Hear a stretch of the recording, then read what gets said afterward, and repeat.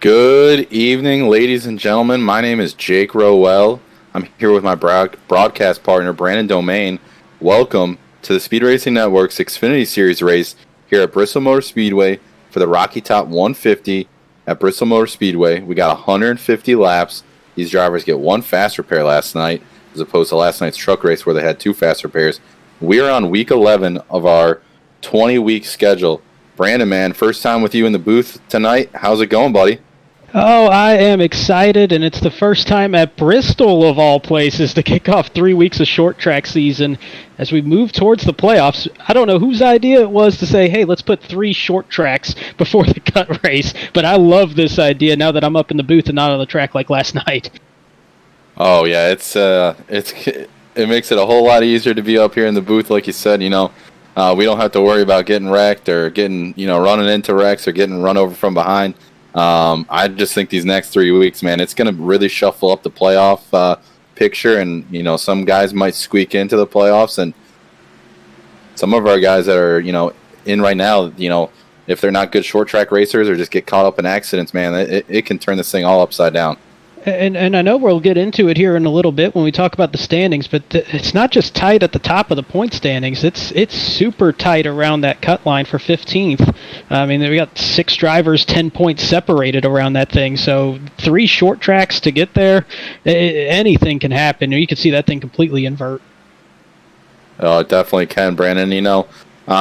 So here we are. Obviously, our fans, if you've been following along, you know all about us here at Speed Racing Network, but if this is your first time checking us out, or if you're a little bit newer of a viewer, our series is 20 weeks long, like we've said. Every single driver in all 3 of our series, including tonight's Xfinity race, we run at fixed setup, so it's an even playing field. Every single car's got the same setup, so at the end of the day, man, it's just the difference of the driver and what they're able to do with these cars. Like I said, you get one fast repair tonight, so if you get involved into an accident or you hit the wall yourself or anything of that matter that could damage your car and slow it down from damage or engine damage, you're able to fix that in the pits.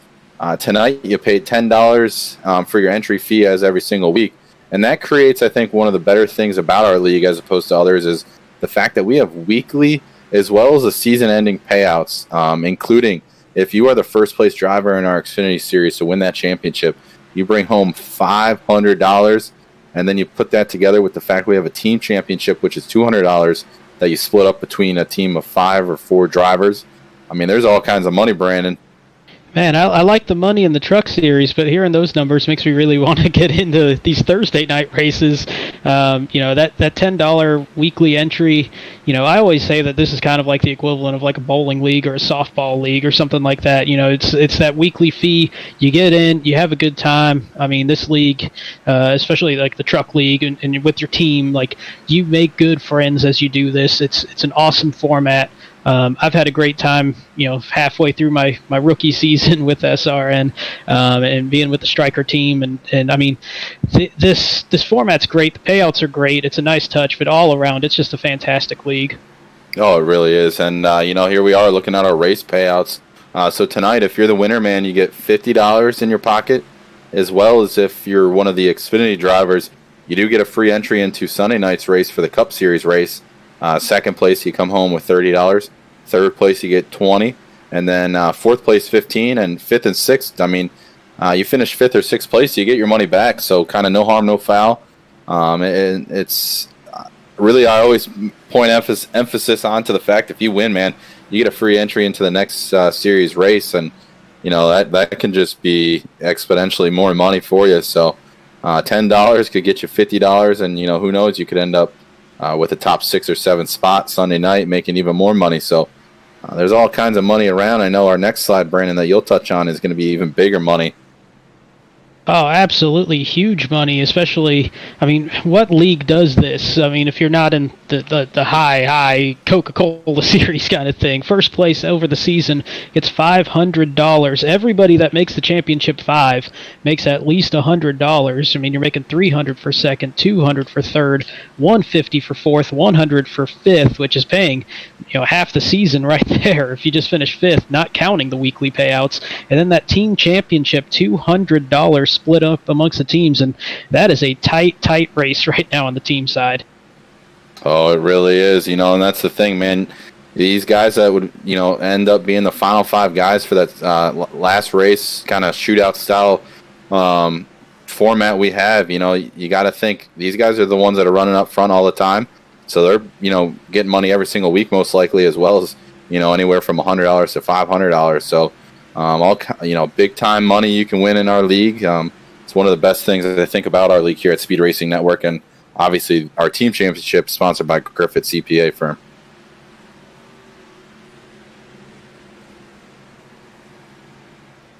All right, well, next we got the Butt Kicker Clean Driver Award, and I can tell you pretty certainly after Bristol last night, I won't be winning the Truck Series version of this one. But for everybody else, hey, SRN VS20 for 20% off on a Butt Kicker. These things are cool. I haven't been able to run one personally. I'm still about 9 months into my iRacing journey, but everybody that I've talked to that's had one said that it's a phenomenal device. You attach it to the seat, and it just gives you a little bit more of a feel, that butt radar that you hear sometimes that they say on the television broadcasts.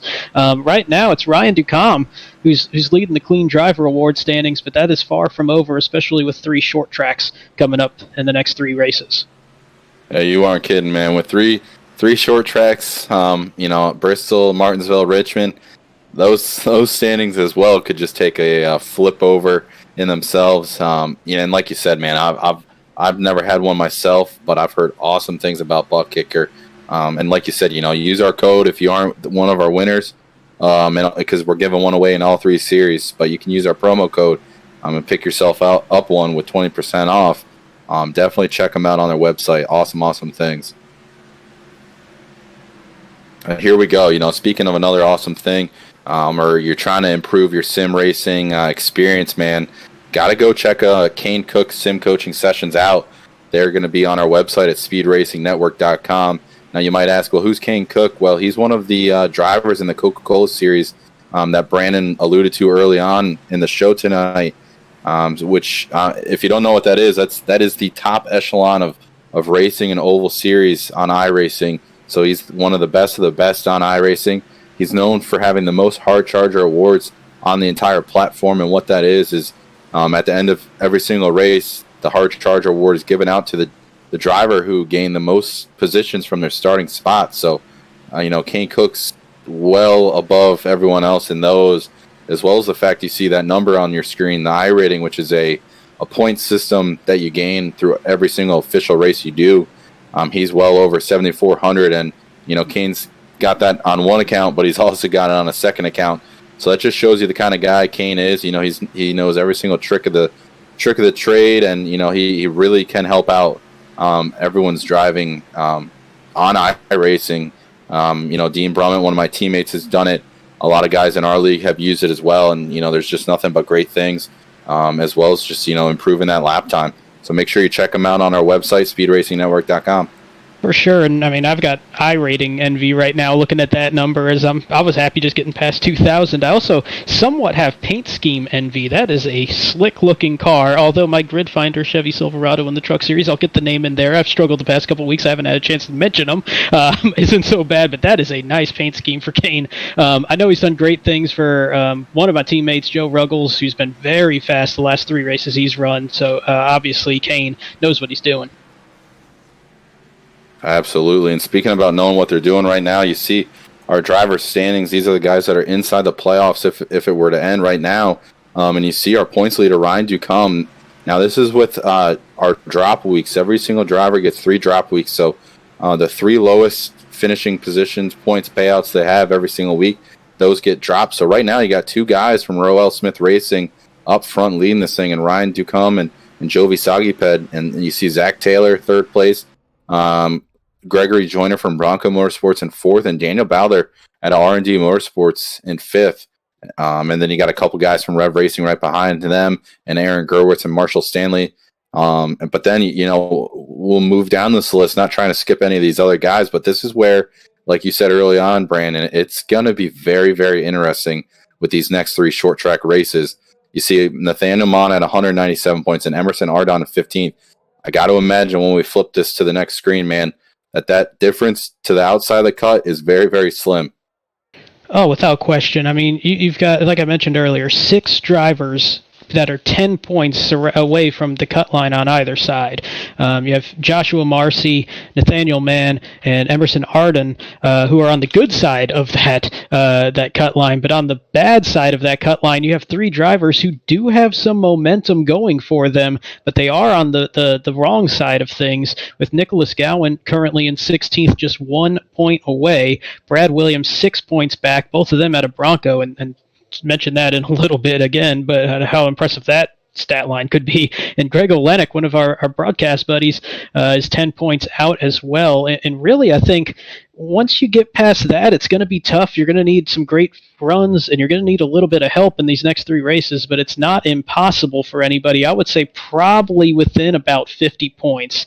I think once you get past that, you're looking at needing 2 just real perfect races to get up here. It's not out of the question, but it's going to be tough with 3 to go. Yeah, I really got to imagine it's going to probably be from Greg Olenek above, only being 10 points out. But if there's a Hail Mary in the playbook for these guys, Stan Hausmann and Michael Amenti sitting 26 and 32 points out of it. I just think with the tracks we go to next with Bristol, Martinsville, and Richmond, I think too many things can happen for other drivers as well as yourself. And I think it's just going to be really, really tough. You might make it up a lot of points in one race, but man, the next week, if you get taken out and, start finishing in the 30, the 30th, or the, towards the back of the pack, it's going to be very tough. So like you said, Brandon, it's, you're going to need very, very clean races to make your way into these playoffs. And I think that's going to apply as well to the team standings, brought to you by Tropical Smoothie Cafe. Actually had them a little bit earlier tonight. A little beach bum, very delicious. As Bronco Motorsports leading the way here at top. But again, it's just like the individual standings. It is so tight. You got 69 points separating them from Roell Smith Racing. I think you might know a little bit about that one, Jake. Tank Racing is right there with them, tied, both of them with 2 wins each. And I wouldn't count out Revved Racing either, within about 160 points themselves. I mean, we're halfway into the season. There's still a lot of time left for some changes here. Oh, it really is. Like you said, we're only halfway, and you got Bronco Motorsports out in front by about almost 70 points, like you said. But at the same time, man, the second half of the season, any of these teams trying to run down Bronco Motorsports could have one heck of a second half to the year and really find themselves, closing the gap or even pulling away in a points lead situation. Especially, we keep saying it, but these next 3 weeks at short tracks, I mean, they are literally wild card tracks when it comes to team standings, individual standings. I mean, in the blink of an eye, you could go from running 10th place to all of a sudden you're out of it, you're wrecked, and your night's over, and you're bringing home, a handful of points as opposed to a solid points day. I think it's going to be a really, really big shakeup once we get into the first week of the playoffs, what these standings are going to look like. Without question on that one. I mean, it's just going to be a great race. I think we got it on the individual side and the team side. It's going to be just phenomenal as we get ready to close out the regular season. Yeah, and here we are. In our team introductions, we got Bronco Motorsports going to be our first team. Obviously, they're leading this thing. You see here, man. Even though they've only got 1 win, they've been able to do it with consistent driving from all 5 of their drivers. You got Rhett Tucker, who was able to get the win at Phoenix. Nathaniel Mon in the 84. Gregory Joyner, who is, up there in the top 5 in points right now. Nick Gowan, who's on the outside looking in, only 1 point out of the thing. And the 89 car, Brad Williams, trying to get himself into it. To have all 5 Bronco Motorsports drivers in the playoffs will be crucial. That's something we're trying to get over in the Cup Series with Roell Smith Racing, because I think it's just going to pay big dividends for your team. Making your way through the playoffs, it's going to be a great accomplishment for this team if they are able to pull it off, especially with these next 3 races we've got lined up. And they are close. I mean, all 5 of them are in the top 17 in the point standings. And I mean, we kind of mentioned Brad Williams, but 4 top 15 finishes in the last 5 races. I mean, he's only 6 points out. He keeps that momentum going. This might be something that Bronco can pull off, going 5 for 5 in the playoffs. Absolutely. I think you're totally right. And here we are. None other than Roell Smith Racing going to be second place in the team standings here. So we'll show you their lineup here for RSR. obviously, this team, you got Jovi Sagiped leading it with 1 win, as well as Ryan Ducombe. You saw them 1-2 in the individual driver standings with the drop weeks. And then they also got Dustin Scruggs in the 11, Troy Techmeyer in the 32, as well as Josh Marcy in the 35, who's unfortunately not going to be here tonight, out of town. So, like we said, you get drop weeks. So right here, Josh Marcy is going to be using one of his drops, obviously getting 0 points for tonight's race. But I expect big things out of them. As well as Bronco Motorsports. I kind of think these guys have been really, the last 3 or 4 weeks, both of these teams kind of being the top 2, with all their drivers running up front and having good runs. So look out for them as well as, we still got some more teams to go, Brandon. Absolutely. And for Josh, that's going to be a tough situation. He's 13th in the points right now, just 10 clear. And you got the drop weeks, but that's going to be tough for him having to miss a race. Yeah, it really is. And we'll move on to our third place team here. It's going to be Tank Racing. We saw them a little bit higher up in the standings, but things happen, obviously. And like we said, we're only halfway. So, they might have had a little hiccup the last few weeks for their team points, but that all can get changed very quickly. Leading this thing off, they got the 5-car, Derek Da Silva, their 2-time winner this season, and Zach Taylor in that 14 Ford Mustang, and then Devin Zimmerman in the 33, Mike Lepicki in the 46, and Emerson Ardon rounding out their fifth driver in the 57 car. This is a team too. I mean, they're very strong. They're very consistent. There was showcased last year in Mid-South Madness Season 2's Xfinity Series. Devin Zimmerman, Mike Lepicki, and Derek Da Silva were all very, very consistent. They'd be running anywhere from 10th to 15th all race. Next thing you know, they're inside the top 10, top 5, battling for the lead, things like that. So you always gotta watch the mirror for this team. Yeah, and I'm really curious to see what Emerson Arden does tonight. He's in a tough spot where he is the bubble driver, just 1 point good, and he's had a bit of a rough stretch lately. Only one top 15 finish since Daytona, where he finished 5th, so he's going to need to turn that around if he wants to hang on to the top 15. Absolutely, and we're going to move into Rev Racing here. One of the cooler team intros, I think, there. So you got Joshua Segfried in the 66, Aaron Gerwitz in the 09. You got the one winner, Marshall Stanley, who won on the Daytona Road Course earlier in the season. The 31 of Greg Olenek, as well as the number 2, Brad Davis. So this team, I think, they've probably thought, wow, we thought we'd perform a little bit better in the team standings. Just knowing these guys from last season and, knowing how they perform week in and week out. I think, though, they could have – this is one of those teams you need to watch out for to have a really strong second half to the year here in our SRN Xfinity Series, because any of these guys can go out and win it, especially with Marshall being quick on road courses. We obviously go to COTA later on, and, Aaron Gerwitz, Greg Olenek, Brad Davis, and Joshua Segfried, also all very strong drivers. So you just got to watch out, this second half. Oh, definitely. And look for Greg. He's had 2 great races in a row the last 2 weeks, leading both of them.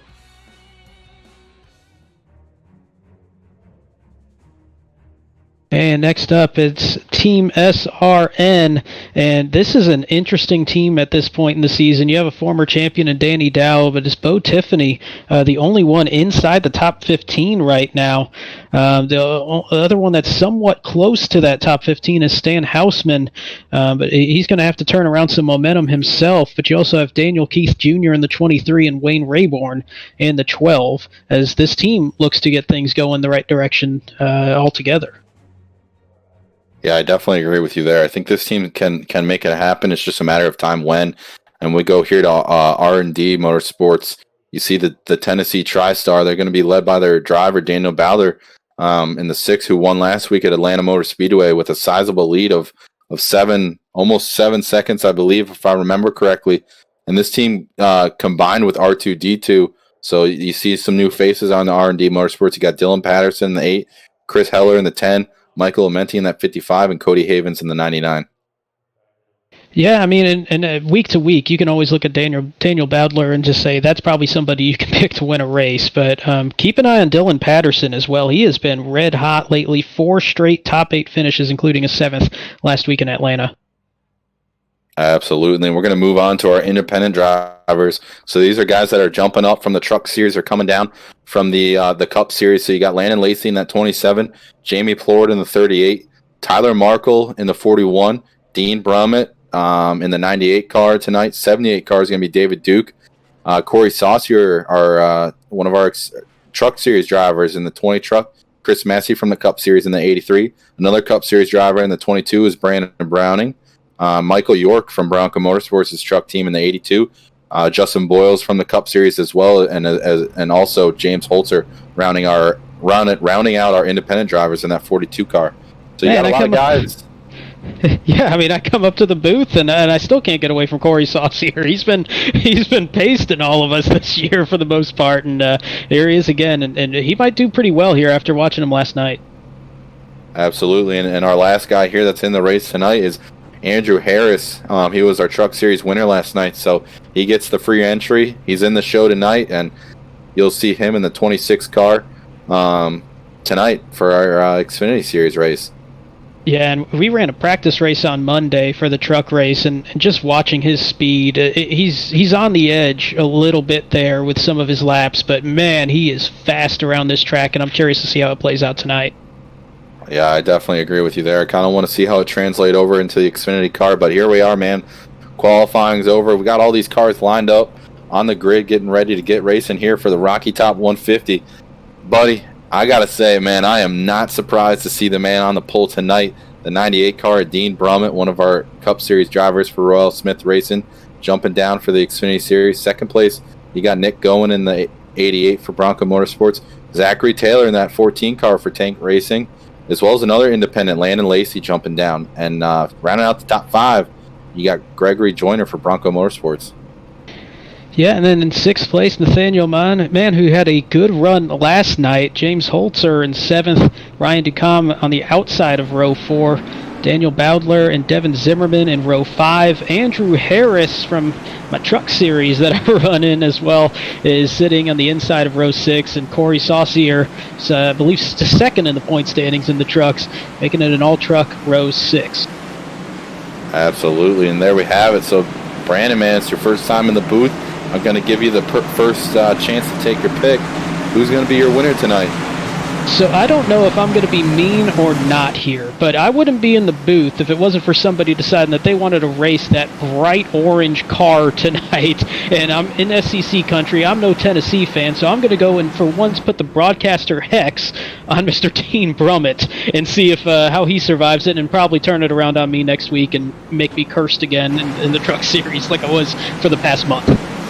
There you go. So throwing some bad juju at Dean Brummett tonight. Not a bad pick, obviously, our pole sitter. He was fastest in practice before guys started banging it off the wall, trying to get faster laps. So Dean Brummett's a solid pick. I think tonight, man, I'm going to go with that 14 car, Zachary Taylor. Kind of haven't seen the same speed we saw early on in this season. But Zach Taylor, man, he loves his short tracks. I think he's going to get it done tonight and be able to beat Dean Brummett, our Cup Series driver. And speaking of Dean, man, early on the gas, getting a great jump on the field, pulling away as they head down into turn 1 and 2. Man, he wasted no time on that. I know that green flag comes quick after that pace car pulls off, but he was on it the second that car hit the apron. Yeah, he really was, and he's already got himself out to over a half a second lead on Landon Lacey. So right now, Dean Brummett kind of pulling away from the field, and here you see the battle for second place behind Dean. You got a really long gaggle of cars here with Landon Lacey up to second now, Nick Gowan falling back to third, and Zachary Taylor right there in that 4th place in that silver and black car, trying to get around Nick Gowan and trying to make things happen. And I tell you, if it wasn't me picking Dean just to have fun with him there, I probably would have picked in 3rd, just closing in on Lacey, and that's Nick Gowan. In the 88, he's been trying to recover and after a 5th last week and keep that momentum going. He's 1 point outside of the cut line. I want to see how he does in this one to set up short track season, as I pretty much jinxed him there as he gets past for 3rd. As you see Zachary Taylor throw the slider on the 88. Oh, we got wrecked a little bit behind the field, man. James Holtzer involved in a wreck. We saw Ryan Ducombe spinning to the inside as well. So a lot of other guys involved in this wreck. Sorry, I didn't mean to walk all over you there, Brandon. No, it looks like just one car, shockingly, this early when everybody's packed in at Bristol. Obviously, there's some damage to the back. You probably got some help into that, and we'll find that out here. But if it's just one car that got turned around, that's a miracle this early. Yeah, we're going to see here from our Sandwich Man Racing Sports Memorabilia Wreck Replay. Make sure to check them out on Shopify. So we're right along here with the 42 of James Holtzer, going to go to the outside of Ryan Ducombe. Ryan kind of clears him, though, and gets back up front, and Holtzer kind of just gave him a shot coming off the 4 to the front stretch, and those two cars just, for whatever reason, they did not like that contact, and they both went spinning to the inside safer barrier here at Bristol Motor Speedway. Man, and that's just so easy to do here. I mean, you see the 7 just check up a little bit, and maybe got loose or something, or just didn't feel right, and it's just so easy to get everybody just kind of packed in there, and one car just has to give, and in this instance it was Holtzer. Looks like we also might have had Devin Zimmerman get turned around. Yeah, Ryan on board now with the 33 from Tank Racing, kind of watching it happen, and yeah, he runs into the back of Daniel Ballard, but then that Home Depot machine, whoever was behind him, ran him over even worse, and that really just took Zimmerman, and sent him for a slide as they went into one. Car doesn't look terrible, a little bit of front end damage, but that rear end, I could see the spoiler in the mirror kind of jacked up. Yeah, I mean, obviously it's not an aero-dependent track, but these Xfinity cars are tight around this half mile, and I think we had a little bit of leeway in the trucks, and I believe the Cup cars will have some leeway in there too with a little bit of damage, where the car's going to be a little bit looser already, but with the tightness of these Xfinity cars, a little bit of damage like that might make it for a long night. Yeah, it really can. Like you said, man, these Xfinity cars are their own beasts when it comes to that. They get very, very tight on their own. You throw in some damage with them, and it just makes matters even worse for drivers. We got some guys on pit lane, obviously trying to fix some damage that was probably happened due to that incident we just saw. So we'll see here, though. Dean Brummett going to line up on the outside. He just said over voice chat.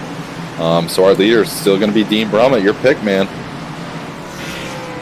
And he'll be on the outside, which might not be a bad idea around this track because it's pretty one groove. And speaking of one groove, how about Indy coming up? Yeah, this is where our All-Star race is going to happen. It's going to be a great time. We're going to be driving the ARCA Menards cars. Our draft day is going to be Saturday, May 1st, so we'll have 4 captains that are picking teams of 7 guys from the Cup, the Xfinity, and the Truck Series. And then we'll have 2 qualifying races. The top 20 drivers from each of the 4 teams, or each of the 2 teams that race, as well as the top captain from each race, move on to the All-Star race on Sunday, May 9th. A ton of hype, a ton of buzz this has created within our league. It's going to be awesome. We got, as you see here, man, prediction. Sean Griffith's expecting his team to win. I know he's got a hashtag going on right now, his little beef between him and Jason Tripp as well. So it's just, it's a good time. It's going to be exciting to see where guys go. I mean, I got a question then. Is that a prediction or is that a spoiler? Because if it's a spoiler, I kind of know what team I might want to angle for, but if it's a prediction, I mean, it's still up in the air, right? Yeah, you never know with Sean. He's moved on to the production side, but word on the street is he's been putting hours and hours in driving, but he's not told anyone. As we see Dean Brummett, they'll start to pull away again on the restart here.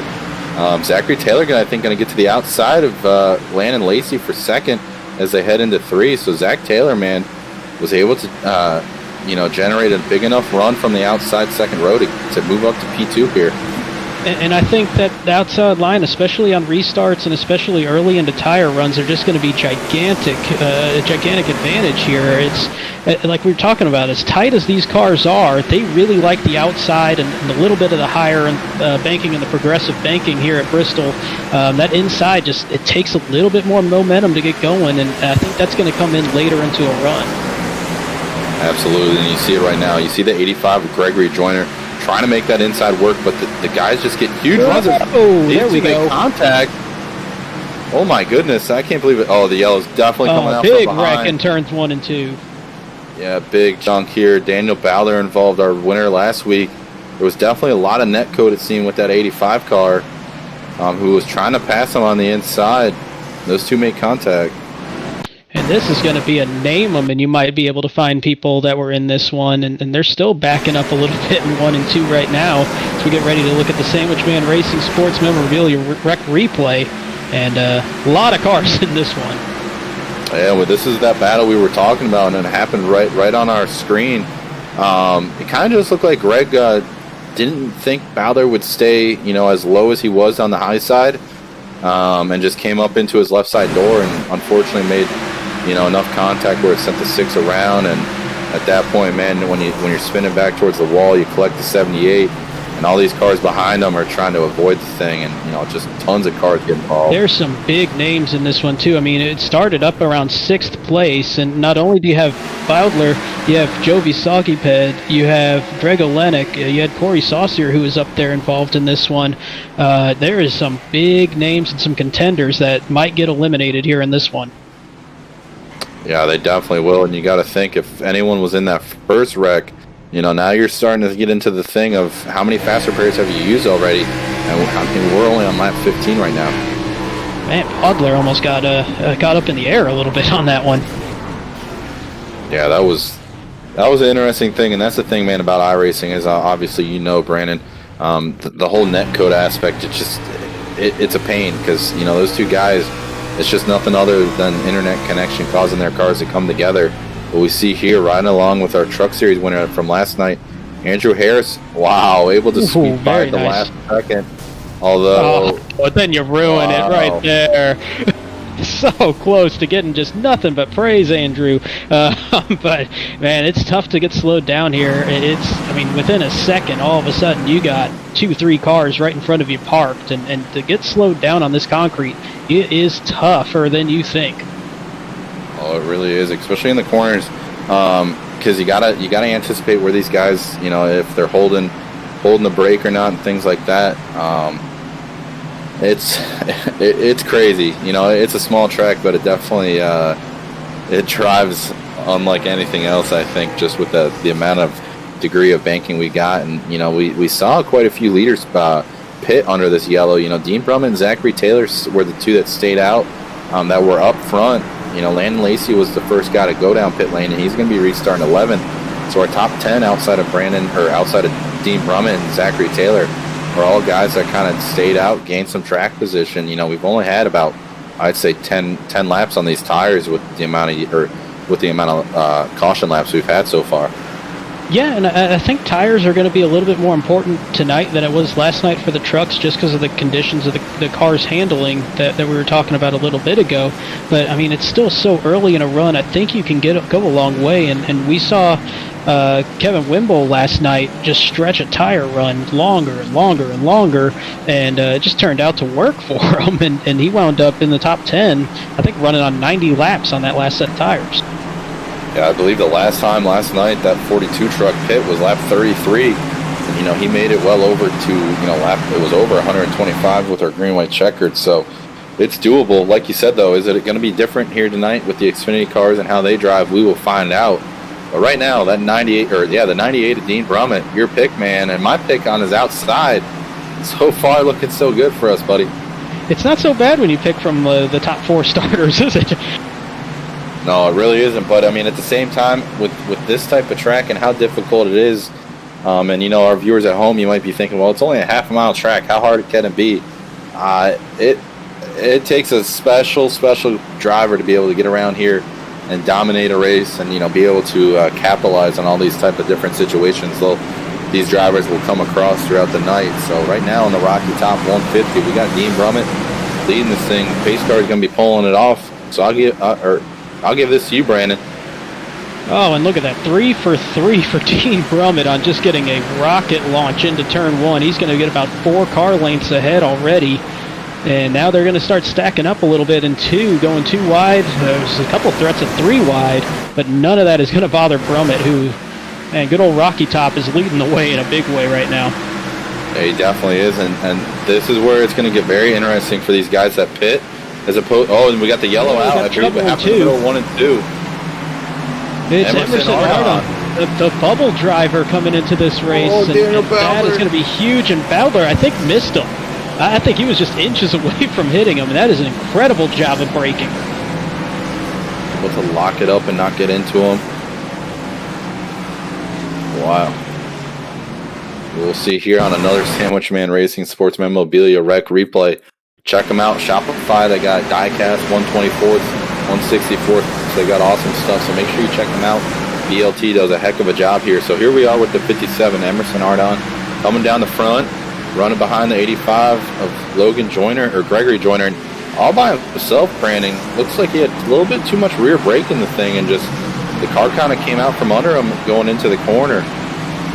Yeah, I mean it's easy to do around here, especially if you just got fresh tires, where they do kind of want to slide on you. That car does get light and get really heavy when you go into the turns, so that does play a role. And we ride with Dylan Patterson, 11th in the point standings. He gets a piece of this one as well.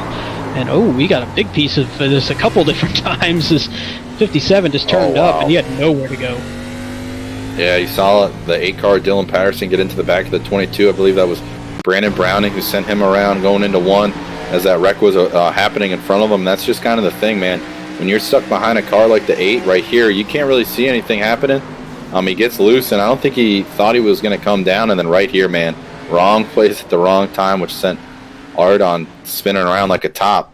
And honestly, I think he made the right call. I mean, you just don't expect a car to go ramp up the banking that aggressively. I mean, granted, he was spinning, he was trying to save it, and probably turned it right, thinking he had a shot at it. But typically, you think everything just goes downhill. I think he made the right call there and just caught an unlucky break. Absolutely, there's just a lot that can happen here at Bristol. And I'm listening to this in-race chat, and we're on lap 25, and tempers are flaring already. Guys are getting upset, annoyed at one another. It is hectic, to say the least. But here's where I love this. I mean, this is, yes, it's early into this race. We're 25 laps into 150, but it's also a 3-part act if you want to think about it, with 3 short track races in a row. I mean, you get angry at Bristol, that can carry over easily to Martinsville. It can carry over easily to Richmond. I mean, and the pressure is only going to ramp up with the playoffs getting closer. So I'm curious to see how the emotion plays into the next 3 races. I know we might want to start thinking about trademarking the SRN short track trilogy, because like you said, man, these next 3 weeks are going to be insane. And then, you get to Richmond, man, and it's the final race before the playoffs. So these guys that are right there at the cut above it or below it, trying to get into the show for the playoff championship run, it's going to get spicy, as one of our fellow broadcasters would say. And again, man, Dean Brumman's going to go with the inside this time on this restart. We had seen him picking the top. All of a sudden now he wants the inside, so a little interesting here to see. But, up front we still got the 2 guys that we've picked, but got some names we haven't really talked about. 3rd place, Christopher Heller. 4th place, Troy Techmeyer. And 5th place is going to be Andrew Harris, last night's truck winner. And 6th place, Michael York, his teammate as well from the truck series. So going to be interesting to see what these guys can do if they can hang with our leaders right now. I'm really curious if this call for Dean was to go on the inside and just get a little research on how it is on the jump on a restart, and it didn't really matter. He's already 4 car lengths ahead already, so inside, outside, it's all working for him. Yeah, but we got 3 wide for about 5th place right there. Troy Techmeyer and Andrew Harrison. I believe that was Landon Lacey who peeked the nose for 3 wide, but they single file out a little bit. Now they're only 2 wide. But right now, there's a lot going on. But up front, looks like Zachary Taylor's starting to drive back up to Dean Brummett little by little every lap that goes by. I feel like Zachary's faster going in, Dean's faster going out, so I'm not sure if Dean's using a little bit more brake going in or just having a little earlier point where he's releasing the throttle, but he's getting a better drive off, and that's going to go a long way. Yeah, it really is. You can see the ticker kind of shorten up the difference. Zachary Taylor really gains into the corner, like you said, but then Dean just gets a heck of a run off the corner.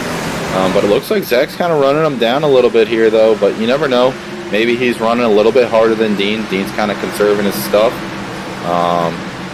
But yeah, here we are, further back in the pack. This is what it's like when you're 2 wide, things like that at this type of track at Bristol here. It's wild. Just looking out on the field, saw Michael Amenti get into a little bit of a half slide as he recovered, but he's losing some spots, and now we got a yellow out. Not sure what happened yet, but we'll look for it. Yeah, it was the 42 of James Holtzer and the 5 of Derek De Silva got involved on the back switch. And we were hearing on the driver chat that the 42 was having some blinking. I'm wondering if that played a factor, but I mean, obviously it's been a rough night for Holtzer. Yeah, especially when a guy like that's running really, really well up in the Cup Series, tries to jump down to have a great night Thursday night in our Xfinity series. You know, it's tough luck, and here we are trying to see it, but with the the internet issues of blinkage and things like that, and iRacing, man, it's tough to view wreck replays when they're not even there. So that's one of the good things. It's the Sandwich Man Racing wreck speculation of what happened there, but we do know it was the 42 and the 57 got in it. But man, that old linking and netcode, sometimes the worst enemy of an iRacer, and it's hurting the broadcast side here on this one too. Absolutely, and that's just, you know, there we go. So we see our leader. Oh no, Dean Brummett stays out. Strategery. Yeah, it's gonna bring Zach Taylor down pit lane, and that's Michael York behind him in that Bass Pro Shops car. So again, man, strategy. I just got to imagine staying out might be the right thing to do with the wrecks we've seen so far, Brandon. Yeah, I mean, you don't have a whole lot of green flag laps. I'm going to say we only got about 18 laps under green. I mean, they're going to start fading those tires, but it's not going to be terrible, and obviously Dean's been making it work. Yeah, he really has. You know, Dean is he's been talking this up all week in our team Discord. Everywhere he's gone, last night on the broadcast, he doesn't want anything more than repeating from last year's season here at Bristol, going back-to-back in the Xfinity Series. And shout out to one of our fans here, April, saying, "Get it, Tucker." So, you know, that's the great thing about our league. You know, on YouTube, you know, you're able to comment about your drivers. We'll show it up on screen, give your driver some love. So it's awesome to see our fans getting involved with us here. So that's Rhett Tucker in the 81. You got a shout out from one of his fans watching. Yeah, I got him scored in the 18th position, but I mean, hey, you're on the lead lap here at Bristol. If you're keeping things mostly clean, you see a little wrinkle there in the front, but that shiny blue chrome still looking good along the side, so he's still got something that he can do there. If you stay on the lead lap here at Bristol and just keep moving forward, Patience can win, and had a pretty good showing with that last night, actually, just kind of staying in my own lane and turned it into a 6th. Absolutely, and here and you saw there we moved away from it, but Stan Hausmann got a shout out from J.R.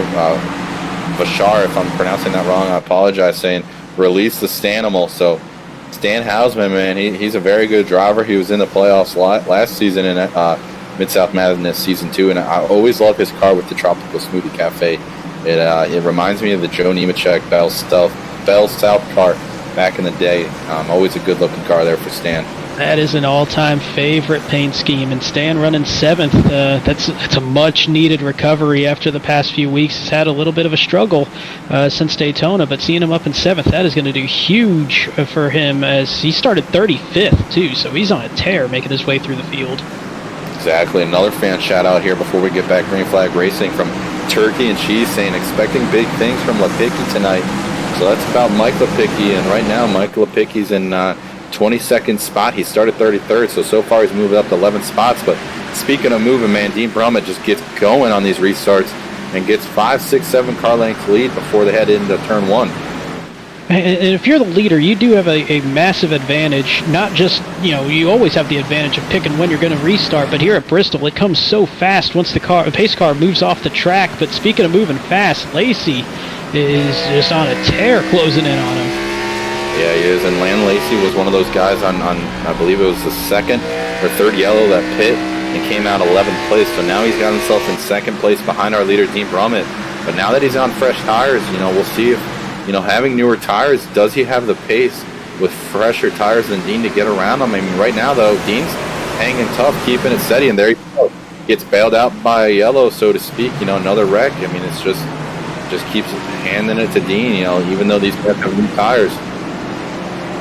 I believe it was. Caution, we've got a few cars in this one. All I know is on the driver chat, I just heard a loud groan and a sorry, and all of a sudden here comes the yellow, and it looks like Daniel Bowdler, once again, he has just been a voodoo doll of sorts tonight.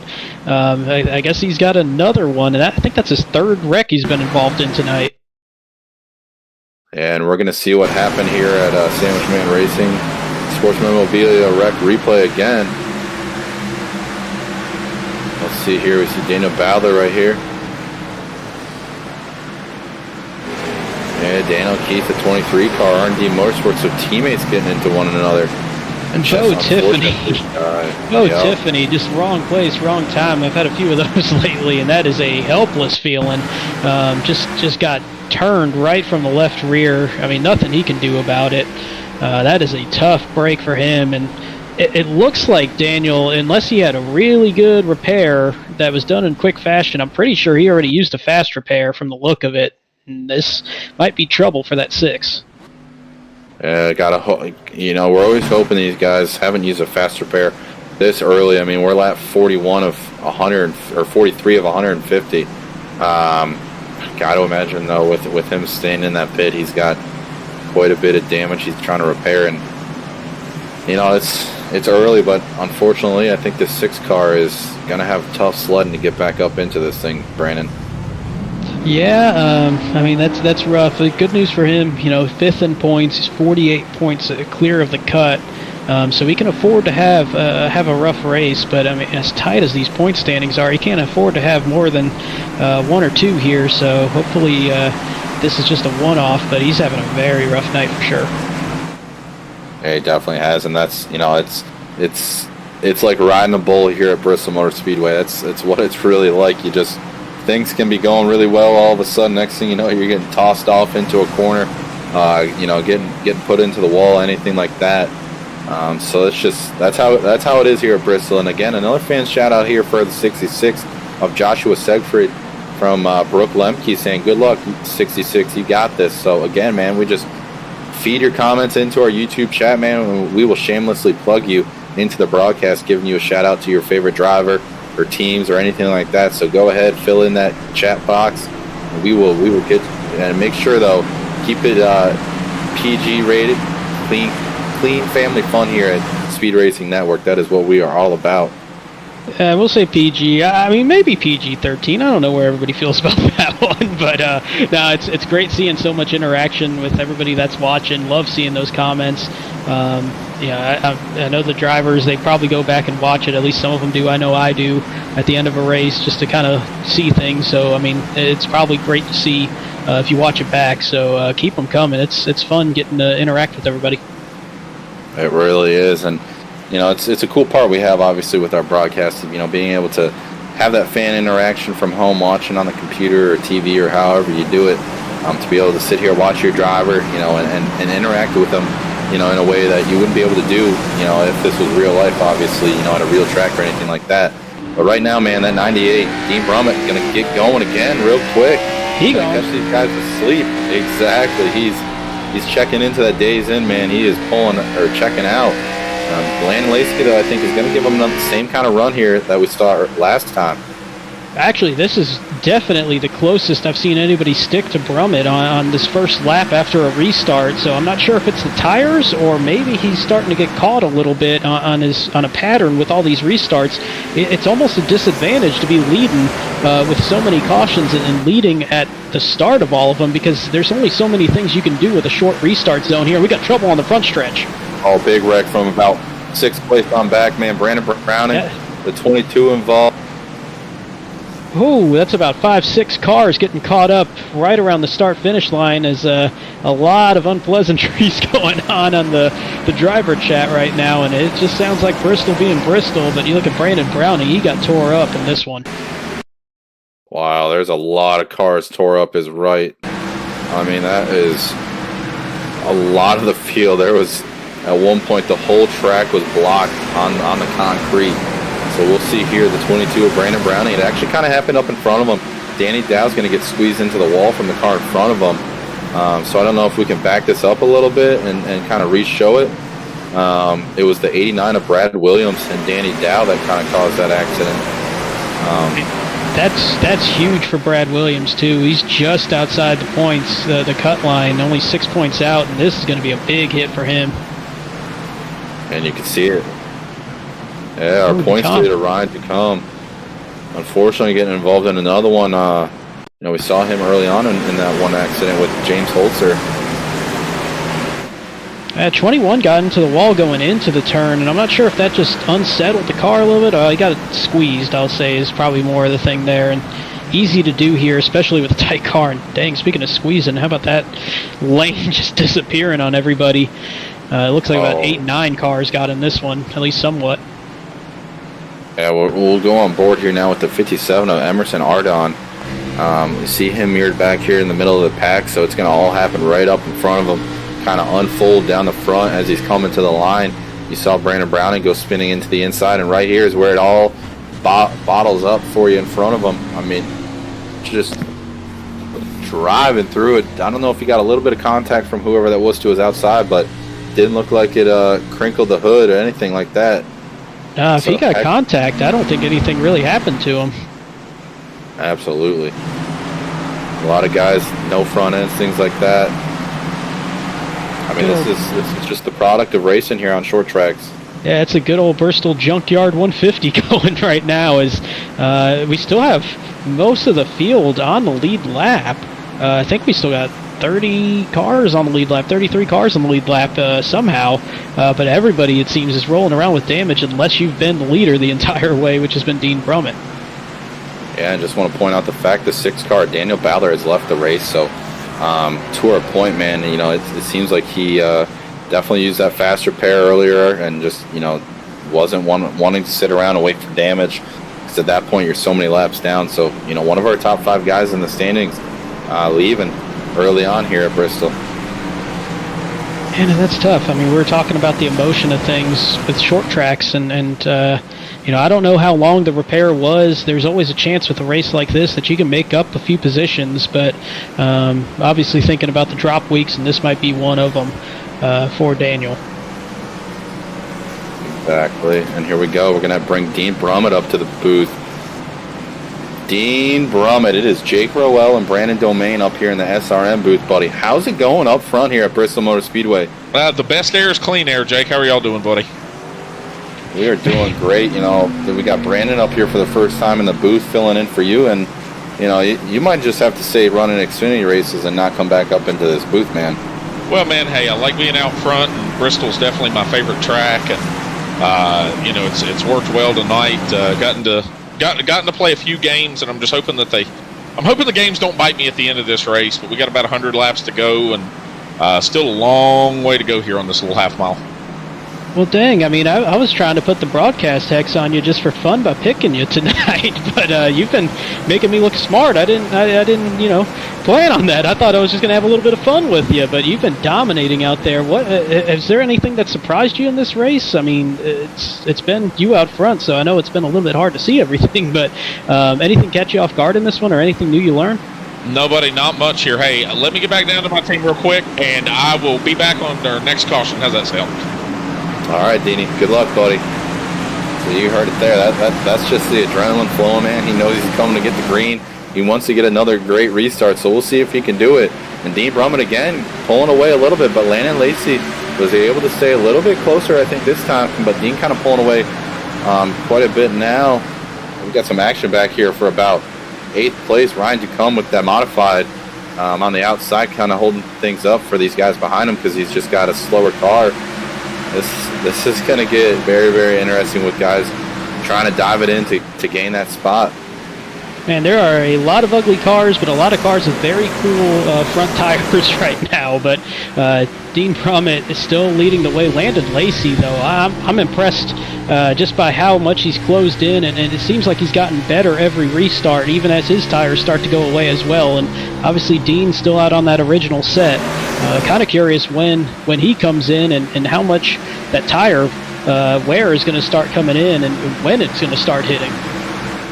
Yeah, that's the name of the game right now for Dean. It's like, how long does this thing go? Is it going to be long enough where you come down pit lane where everyone else is going to follow you behind? That way you kind of don't get screwed over by pitting when no one else does, and you lose all that track position. And then you got to deal with coming through the field, and with the amount of wrecks we've seen early on in this thing, that's danger zone if you're Dean Brummett or Landon Lacey, any of these guys up front that have been having really good races, and you just don't want to get taken out by something like that. And especially here, like right now, you're seeing a pretty one-groove track. Looking out through the field, there's maybe 4 cars trying on the inside to make a pass at this moment, including in the 85, Gregory Joyner. But it's just tough to get that inside going until tires get worn out, or unless the driver on the outside just misses the entry a little bit. And I think we got a car on the wall in the front stretch. Nick Gowan. That's a tough one. Man, Bronco, both drivers on the outside of the cut line getting caught up in some incidents here.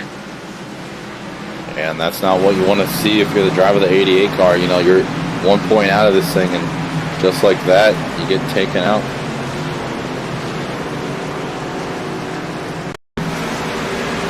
At 1 point out as we go to the Sandwich Man Racing Sports Memorabilia Rec Replay, and I'm going to get really good at saying this here on the first night, I think, is, man, I'm starting to count up these cautions, see what happens to Nick here as he's on the inside of Greg Olenek. Closing in on Wayne Rayborn, and it looks like Greg might have just barely gotten into him a little bit. See a couple other cars get involved in that. That's a relatively harmless caution for Bristol. Not much of a pile up behind. Looks like everybody keeps it rolling with somewhat minimal damage. Yeah, they definitely did a good job there by the field avoiding that wreck. You know, it happened so quickly here, so for only a couple cars to get involved, it's pretty impressive. You know, like we've seen so far, a lot of guys getting involved in quite a few wrecks. So, you know, for only 1 or 2 cars getting damaged from this thing, that's pretty impressive for these guys up front. Yeah, saw Stan Hausmann get involved in that one, and now we got the leader pitting for the first time tonight. Yeah, and you see him come down pit lane, and everybody else, for the most part, came down pit road behind them, and that's what you want if you're that 98 car of Dean Brummett. You know, a few guys stayed out, but I would say majority of the field was able to come down pit lane behind him. So that's what you want if you're Dean. You're not going to lose a ton of track position. So that's a heck of a strategy call by that 98 car. Yeah, it works there, and a big point here for Greg Olenek as he's trying to make his way into the top 15 as he'll take the lead. I'm not sure if this is a straight-up strategy call that he wanted to stay out on the tires, or if he was thinking about the bonus point for leading the lap. But this is the 3rd straight race he's gotten out front, gotten one of those points, and that could be huge at the end of this thing.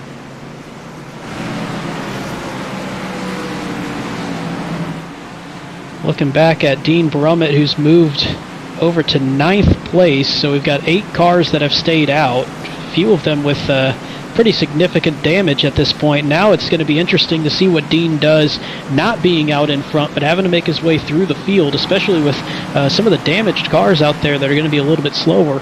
Going to be interesting to see if he can make the inside work, where he hasn't had to use it much at all tonight, just getting able to ride up by the wall the whole way. Yeah, and that's the thing, man. These guys that were towards the rear of the field early on. Now they're, you know, leading this thing up front. You know, they can make you drive the track differently. So you might see some guys kind of overdrive it now that they got open track in front of them. You know, slap that wall, possibly get into an accident. So it's just something we need to watch out here on these restarts, especially with the leaders before the yellow came out. You know, having new tires and coming out on track with fresher tires on these guys, seeing how they navigate their way through this pack. Yeah, it's going to be real interesting. Top 8 still staying out on those older tires, led by Greg Olenek. Joshua Siegfried is going to be on the inside, it looks like, to start this one on row 1. You got Michael York, Dylan Patterson back there, Troy Tackmeyer, Brad Williams, Brandon Browning, and Nick Gowan are the 8 that stayed out. Curious to see how that plays out for them. So they've been out there for a little bit and also having some damage on most, if not all, of those cars. Absolutely, and Greg Olnick's going to be our leader. He's going to get this thing going. Jumps his teammate pretty good right there, and we see the 3 wide already as we head into turn 1. Brandon Browning, the 22, tough. Making it 3 wide. Man, that's impressive that they got through that. No doubt, and this is where it gets a little sketchy for these guys, for Landon Lacey and Dean Brummett and everyone else at pit.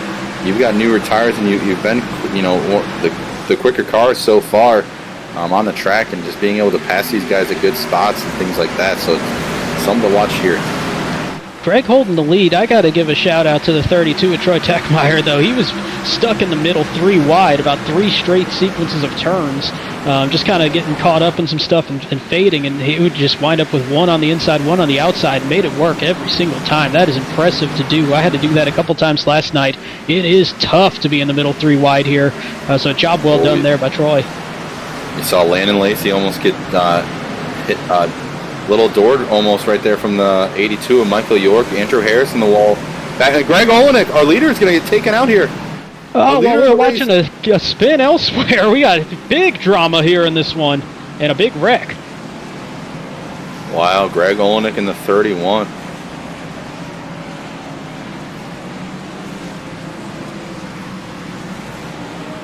Whoa, so we got another wreck replay, and we can pick from about 3 wrecks on this one for Sandwich Man Racing Sports Memorabilia. They were wrecking in 1, then they were wrecking in 2, and then the leaders were wrecking in 4. This is going to be an interesting one as we look at what happened up front. Yeah, that was pretty wild. We had that wreck happening behind us, but the 66 got into the back of the 31. Yeah, 2 teammates there getting into each other and taking one on. Emerson Ardon, big hit there. Yeah, he had a bad one. Chris Heller had a bad impact there. That's just a lot of cars getting involved in this one. And it's hard to see what happened. Maybe we'll get a better look here. I'm not sure if the 31 just kind of checked up a little bit more. I mean, obviously the 66 got a run, but I'm not sure if the 8 didn't push him a little bit, where the 8 might have had the best run and just kind of shoved him in a little bit, and that might have been the contact. But either way, it did not end well for the 66 or the 31. Yeah, it kind of looked like the 66 had a checkup for his teammate in front of him, and the 8 wasn't expecting it. And all of a sudden, these guys all go around. The 8 somehow gets to drive through it, and well, it wasn't spun out or spinning out like these other guys behind us. Yeah, and that's just a product of the racing here. I mean, that's not anything that either Dylan or Joshua did wrong. I mean, it's just somebody gets checked up, and it's hard to stop in time. And speaking of hard to stop, got the spin there for our former champion, Danny Dow. Yeah, kind of all by himself, it looked like, unless someone blinked out right there. But didn't get hit or any damage there, so a heck of a job saving the car, keeping it off the wall. But right now, up front, man, 88 and Nick Gowan. For Bronco Motorsports, the 8 car, Dylan Patterson, R&D Motorsports in 2nd. Landon Lacey's in 3rd place now, and Dean Brummett in 4th, as well as Roell Smith Racing's Jovi Sagiped in 5th. And how's that for Bristol? You get involved in the caution that was either 6 or 7. I forget which one we're on now, if it's 7 or 8. Where this is 8. So the man involved in the caution number 7 is now the leader as we get to caution number 8. That is the most Bristol thing you can see in one of these races. Absolutely, that's just how it is. And Dean Brumman's going to be 4th with the leader taking the outside now. Dean's really going to have an advantage on this restart to go to the outside. He'll line up behind the leader, so when the leader goes, Dean's going to be able to get a good jump on these 2 guys to the inside. Yeah, and that's not a surprise that the 88's going outside. I mean, here we talked about it a lot. I mean, as tight as these cars are, you want to be on the outside. You get a better run. I thought when I was driving one of these the past couple days just to kind of learn about them a little bit more around Bristol, it's so much easier to steer them. So I would be shocked if anybody takes the inside as we get later in this race if you're the leader. Yeah, you're really kind of putting yourself on thin ice going on the inside, I think. But here we are. We're going to be lined up going green. We're on lap 76 at 150. So just over halfway. So, we've had quite a bit of action, Brandon, so far, man. How you liking it up here in the booth so far? Man, I thought it'd be a lot cushier and easier up here, but I'm just as amped up just watching this race tonight, and I'm sure it's Bristol being Bristol, but man, this is some exciting racing as we get ready to restart for the 8th time, and it's Nick Gowan trying to move into that top 15 as he gets the restart, and Dean Brummett's going to follow him and move into 2nd with a big run and see how the inside works for him. Dean Brummett going to waste no time trying to get to the inside, but I think he's got to be aware Landon Lacey behind him on the outside and kind of cover up the top to make sure Landon doesn't get to his outside so he doesn't lose that spot. But Dean's got to be very patient here, but he's also got to remember he's got the 53 Landon Lacey who he was battling for the lead before they went down pit lane right behind him, so he can't do anything to lose that spot because once they get around the 88, that's the battle for the lead, I think, once they get around Nick. And this is the perfect example for how important the outside line is. I mean, Dean has significantly fresher tires, no damage compared to the 88, and he can't make that inside line work on a pass, and really not even threatening to get the nose underneath him going into the turn because you got to slow up so much more. So that just really showing how money that outside line is. Oh, it's crucial, man, to be able to have the outside like we see right here. The 88 is on honestly, I don't know how much fewer Ooh, pressure. chrome horn. Yeah, a little bump, and there's the yellow though. So. Oh, we got 22. Emerson Ardon again. The 10. A Chris Heller. I mean, I'm saying these The things. 81, Rhett tonight. Tucker. Brandon Browning, St. Hausmann seemed to clear it. Man, the I mean, Bristol Hex was heavy on a few guys. Almost kind of wonder how some of these guys are still driving with only one faster pair. You know, how easy it is to blow the motor in these things. So we'll see here, though. And again, on another Sandwich Man Racing Sports Memorabilia Rec replay, Emerson Ardon on the inside of Brandon Browning tried to clear himself in front of that other car that was behind Brandon on the outside, and unfortunately got into Brandon, sent him to the inside, and you saw the 10 of Christopher Heller kind of run into those guys on, you know, just nowhere to go with the small track here at Bristol. Yeah, and we'll get a better look at this one. I just don't think that's... Yeah, I guess the 57 came up a little bit, but it's tough to tell once you're that close on if you're clear or if you're not. And at this rate of speed, as quickly as you're coming off the turns, you got to make those decisions quick. It's real easy to do that and just kind of clip them a little bit. And as light as those cars get coming out of the turns, it's real easy to turn them, and I think that's just what happened there. Yeah, it really is. You know, this track is all about making quick decisions. You know, one little slip-up could end your night, kind of like we've seen so far. You got to just go with your gut on where you want to go when you see these cars spinning out in front of you, because if you think about it too much, all of a sudden, you know, it's right in your lap in front of you, and you're running into the wall or running into the cars, you know, get involved in the wreck. So you just got to be quick with it and go with whatever move you feel is going to get you through the wreck the safest way with not getting too much damage. Yeah, so we get some Phoenix vibes here. As you see, it's our 9th caution of the race. Still got about 70 laps remaining, and that's not counting any potential green-white checkers that can happen. As here at Bristol, you kind of have a feeling that might come up. Hopefully it doesn't for the sake of everybody in the field. But Sandwich Man getting their money's worth here tonight on that sponsorship. Oh, they definitely are. I mean, the last few weeks they've been really loving it for the sole fact of getting their name on the broadcast so much. So, you know, it's obviously not planned. It's just the way the schedule is here with these short tracks. And guys just, you know, whatever it could be, you know, with the yellow falls, you know, we've got ourselves quite a few yellows. Real curious to see what happens on this one as the 88 and Nick Gowan. I mean, I'm impressed by what he did on that last run. Yes, the outside line is important, and that will help out, but the amount of damage that he's got on this car, I mean, you can see the left rear is just all kinds of mangled right now, and that spoiler is going to have a little bit of an effect. I'm not sure. I want to say that's going to make him a little bit looser with the way that is. That might help out a little bit, but man, that damage is tough. But him holding off that 98, that's impressive to do. And tell me he's not going to take the inside line here on this restart. And for whatever reason, man, Nick Gowan's going to go with the inside, going to give the outside to our, you know, our pole sitter, Dean Brummett. So interesting call there. You're going to have Dean Brummett on the outside. Landon Lacey's going to be restarting this third on the inside behind Nick Gowan. And Jovi Sagnipet in the 3 car in fourth, Zachary Taylor in fifth. So some guys we saw up front early on have trickled their way back up to the front now. We're waiting for Nick Gowan to get this thing back under green flag racing. Oh, that's a dangerous spot. He's going to try to clear himself. Oh, that's close. He's got to be careful here. I thought Lacey was going to be able to make it 3 wide. Ooh, this is a good race on this restart. Coming back around. Dean's got that little bit of a run, but the 88 holding him off very nicely with the outside. But he knows that Brummett's not afraid to use the nose a little bit to try to push him out of the way. We saw that right before the last caution. Might be coming again, or he might be. Here we are. Now it's not going to happen. We got a caution. I'm pretty sure I just heard Brandon Browning say he's done at this point. As I think this is maybe the 4th or 5th caution we've seen him involved in, and man, Bristol just a tough place. Here we go, man. So we're going to have another Sandwich Man Racing rec replay. So the 22 right here, just driving, minding his own business. See him in the middle of the corner. Looks like it's the 82 of Michael York. looks like he just blew up.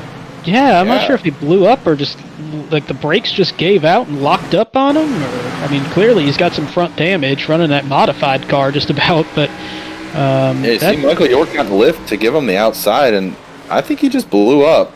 That definitely looks like it. Maybe some net code there, because that was quite interesting to see there. I've never really seen that before.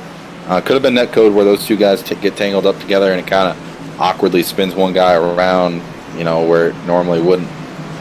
I mean, engine, net code, or he pulled the invisible chute and that car just stopped going into the turn. We're going to get our leader right now. Nick Gowan, man. It's Jake Roell and Brandon Domingue up here in the SRM booth, buddy. How's it going, man? You're leading this thing at Bristol Motor Speedway in front of a couple Cup Series drivers, man. How's it going?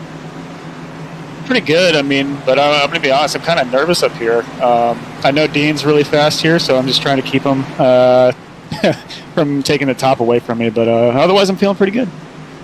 Man, go ahead, Brandon. Sorry about that. I was just saying, man, I would be even looking great on these last couple restarts. One thing I kind of wanted to ask is, we've seen you start on the outside, we've seen you start on the inside. Did you find one that you liked any better, or is that something that you might want to keep secret from everybody so far? I guess I'll make my mind up on the day. We'll see. Understood there.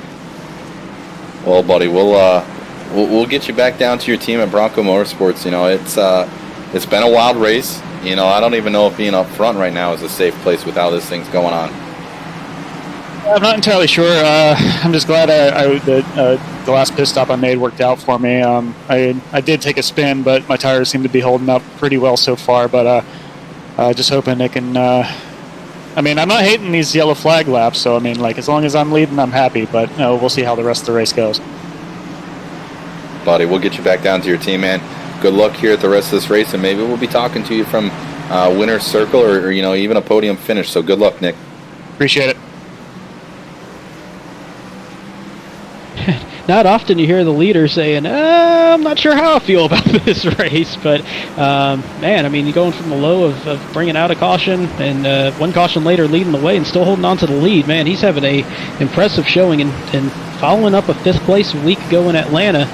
Might be seeing that 88 making his way into the playoff cut line with 2 races to go after this one.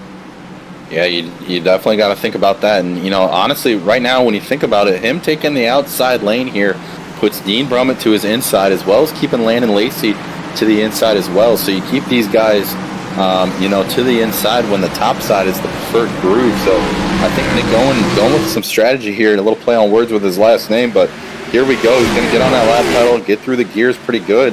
Dean Brummett, though, going to go to the inside right away, try to get door-to-door with him to make a move into 3, I've got to imagine. Oh, he's got a chance this time as he stayed in the inside, coming up a little bit. Get out of it. Yeah, I think he did the nice thing there and backed out of that just enough to get behind. And we got another wreck into turn 1 as it's Techmeyer involved in this one. Yeah, the 32 of Troy Techmeyer was spun around somehow. Now we're going to see how this thing goes on another Sandwich Man Racing Sports Memorabilia wreck replay. Find out if somebody turned the Nebraska truck at Tennessee country. Exactly. We'll see here on another wreck replay. Man, first time in the booth, you're getting a ton of experience on these wreck replays. I will forever remember the name Sandwich Man Racing, and that's a violent hit on the inside. Yeah, looked like Michael Amenti involved. Yeah, the 55 Michael Amenti looked like he bounced off the wall out of 4, and Troy's just running his line, giving him space out of turn 4 on the inside, and the 55 just recoiled off of it. And Troy's wrong place at the wrong time there, and it collects. Yeah, involves Ryan Ducombe, his teammate, as well as I saw the 11 of Dustin Scruggs. So in one accident, man, 3 of the Roell Smith Racing machines occurred some damage from this yellow flag that we see. Man, I know you're happy right now that this is virtual and not real, and that checkbook ain't getting hit too bad in this one, but that's a rough one there for Ryan. I think that's the 3rd or 4th time we've said his name in one of these rec replays. That's not the kind of mentions you want today, but and Bristol is just taking a toll on a handful of drivers here multiple times tonight. Yeah, it's really been about keeping it in pace speed and just pitting at the right time.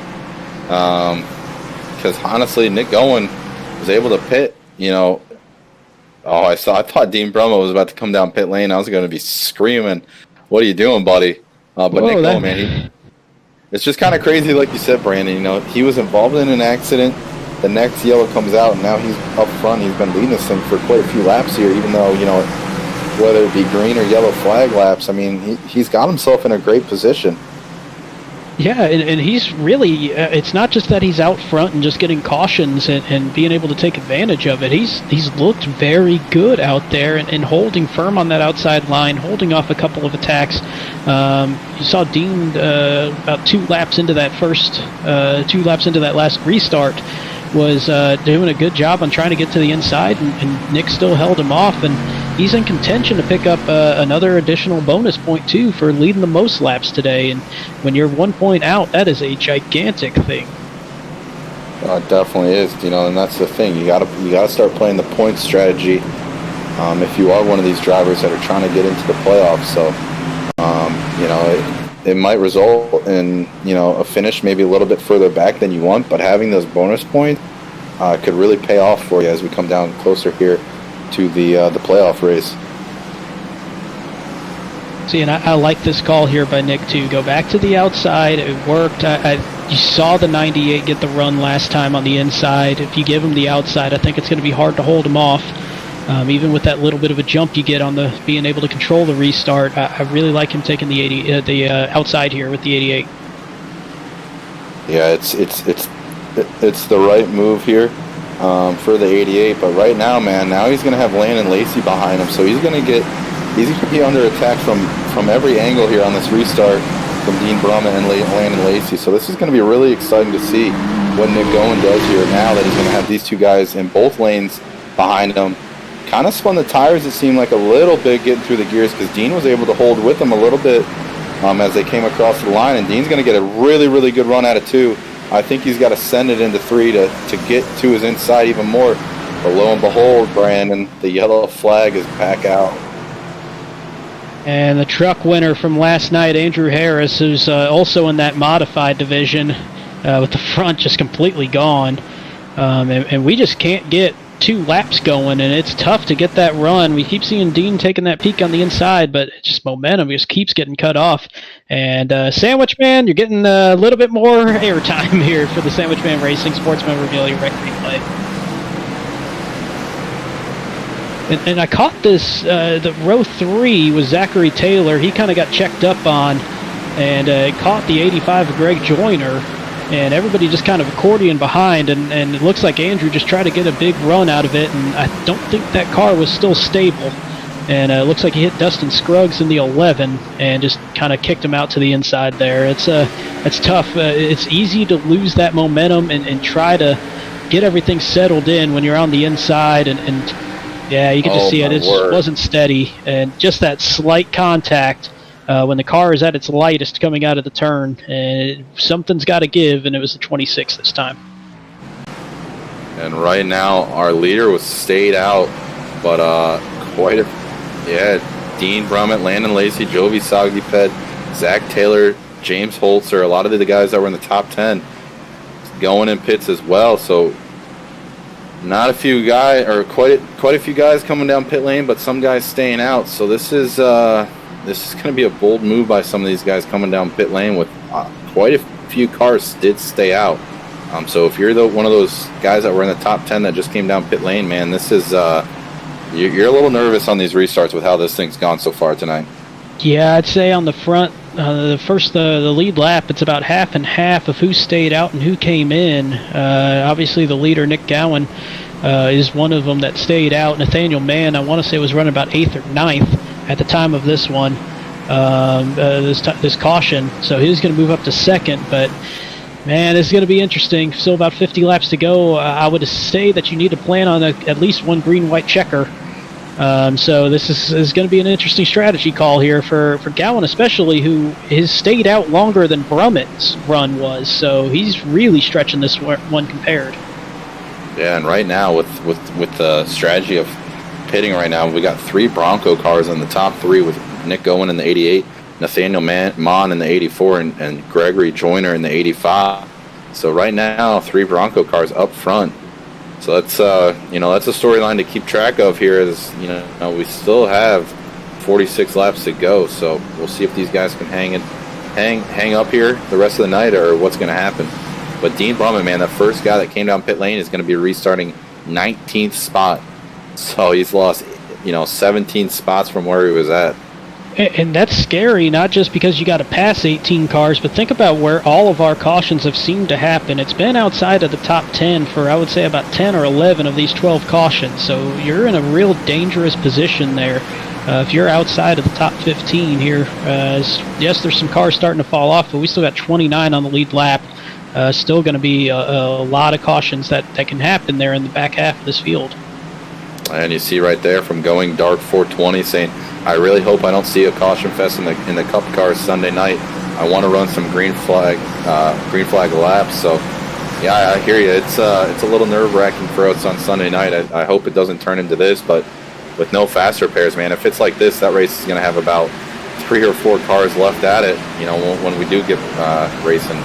Going to see a whole lot more modifieds there if you keep it up with no fast repairs. But speaking of keeping it up, Gowan just absolutely crushes that restart. Nathaniel Mann having a hard time keeping up, about 5 car lengths back. You got to go 5 more back to Gregory Joyner.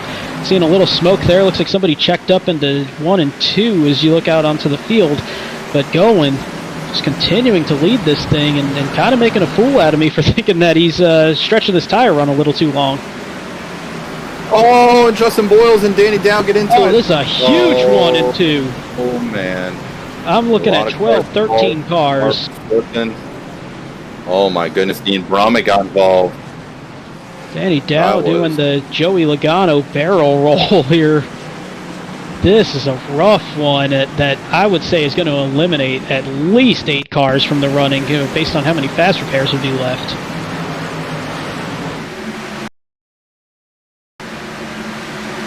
Sandwich Man Racing getting more airtime, and this one starts with Danny Dow just making a little bit of contact with the 08 with Boyles, and you see everybody. You saw Dean Brummett in there. That one's going to hurt. Obviously, he's been out in front. He'll still have a fast repair, but there's a good dozen cars involved in this one.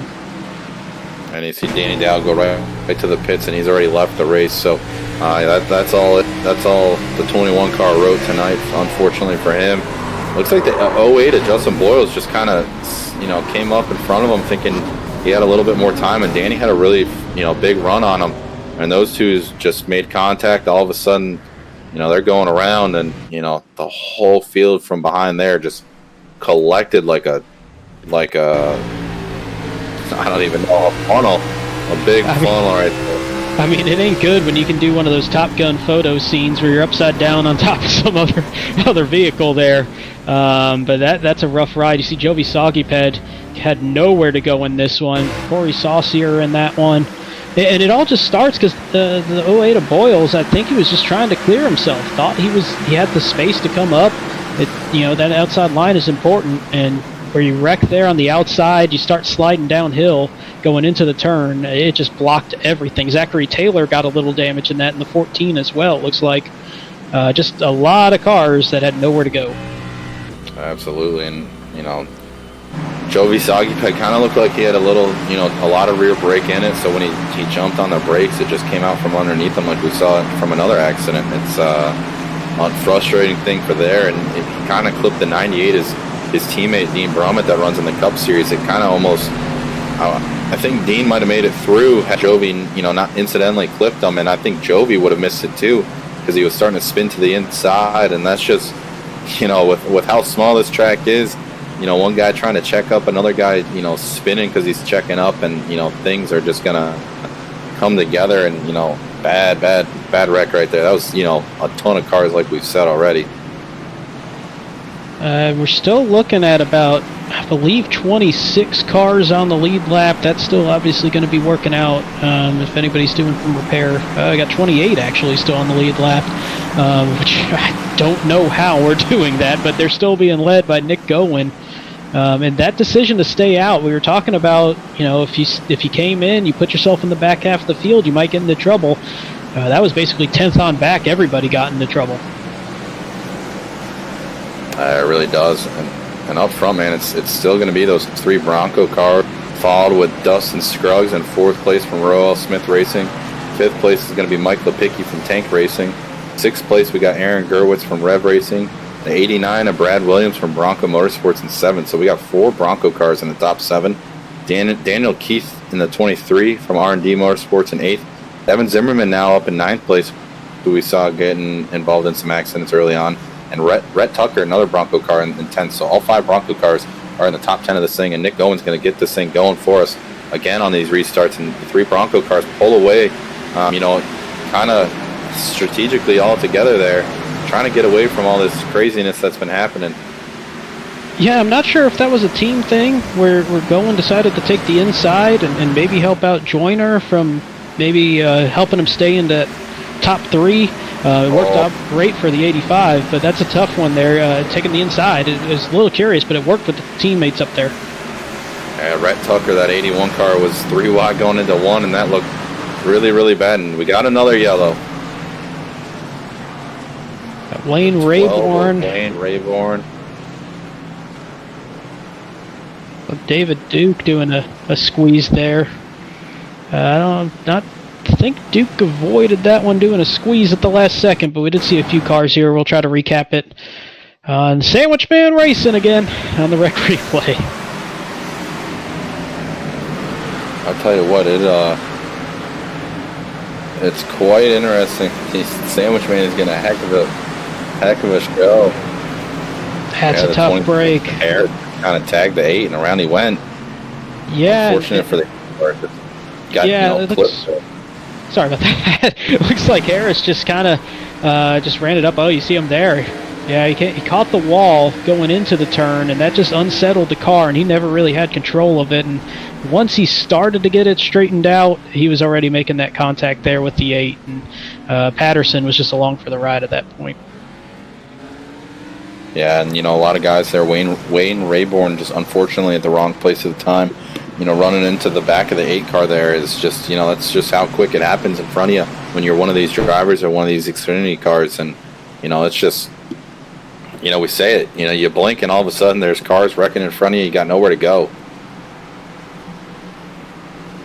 Oh, yeah, and you're an absolute sitting duck sometimes, even if you're behind it. As we go on our 14th caution of the race, I believe that's the same amount we had last night in the truck series in our 125 race, so about the same kind of rate of cautions here tonight.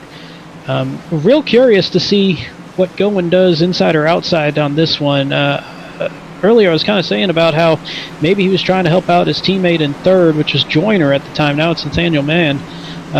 Really curious to see if that was kind of a strategy play to get that launch, help the 3rd place car not fall victim to whoever's in 4th, and keep Bronco 1, 2, 3.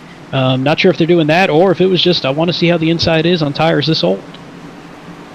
And you got that right. And, it's, we'll see. We got some guys that were up front, still mirrored back in about 11th place. You got Landon Lacey in 11th, Zachary Taylor 12th, Joby Suck, Ped 14th, Dean Brummett in 15th, and James Holtzer in 10th. So these were the guys that were in the top 5, top 10 before they all came down pit lane, and we saw a lot of them get involved in that huge wreck where Danny Dow was flipping in the middle of 1 and 2, and again that kind of just makes me wonder, was it really necessary to pit at that point? Because then you got yourself in a really, really bad spot, and you got yourself in a squeeze now trying to get through this field with cars wrecking left and right all over the place throughout this field. Oh, for sure. I thought it was a risky call. It turned out to be that way.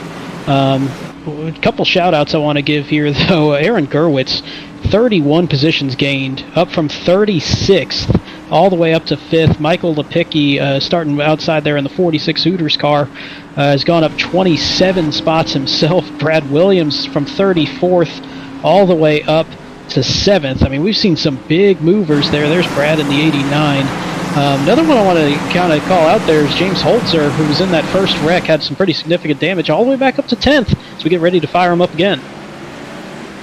And fire him up we do. Nick Gowan going to get going again with his two teammates right behind him, kind of get single file. They start to pull away from the field. These three break away, and then it's a battle for 4th with Dustin Scruggs on the outside of Aaron Gerwitz in that 09. Man, I'm starting to think it's going to be really hard for anybody to catch Nick Gowan if they stay lined up like this, because if you're Holtzer, wow, where did Holtzer come from all the way up to 4th? You got to not just go by one Bronco truck, or car, you got to go by all 3 of those Bronco cars, and it's hard enough to pass one, because it takes a lot of patience and a lot of green flag laps to make that happen. We got to reckon as we got another yellow coming out for the 15th time. Dean Brummett was able to avoid it. Oh my goodness. Wow. I'm sorry. I didn't mean to, spotlight Dean Brummett, but I was watching on board as he's driving through the field there. Avoid that thing. Man, we just cannot get a long run going as we got another one coming out here. 15th time. Sandwich Man Racing Sports Memorabilia Rec Replay. And I saw Williams involved there. We gave him the spotlight there moving up. See how he got involved in this. It was actually way in front of him. There's a Minty involved. It looks like... I can't tell that number. Dustin Scruggs, the 11 involved, the 55.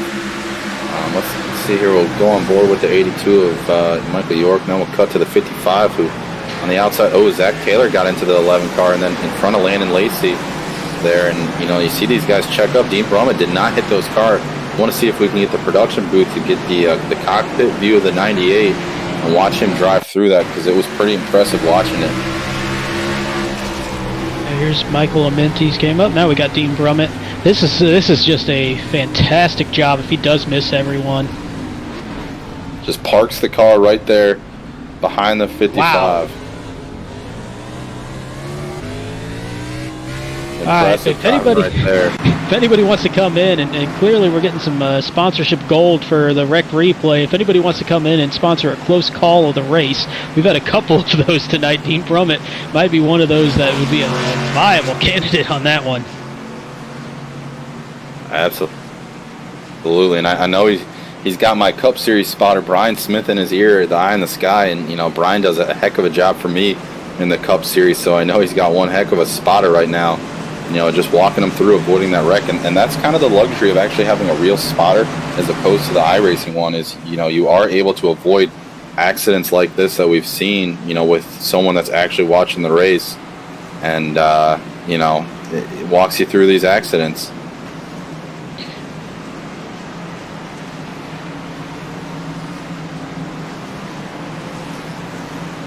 Oh, Greg Joyner, baby. It's Jake Roell and Brandon Domingue up here in the SRM booth, buddy. How's it going for you sitting P2?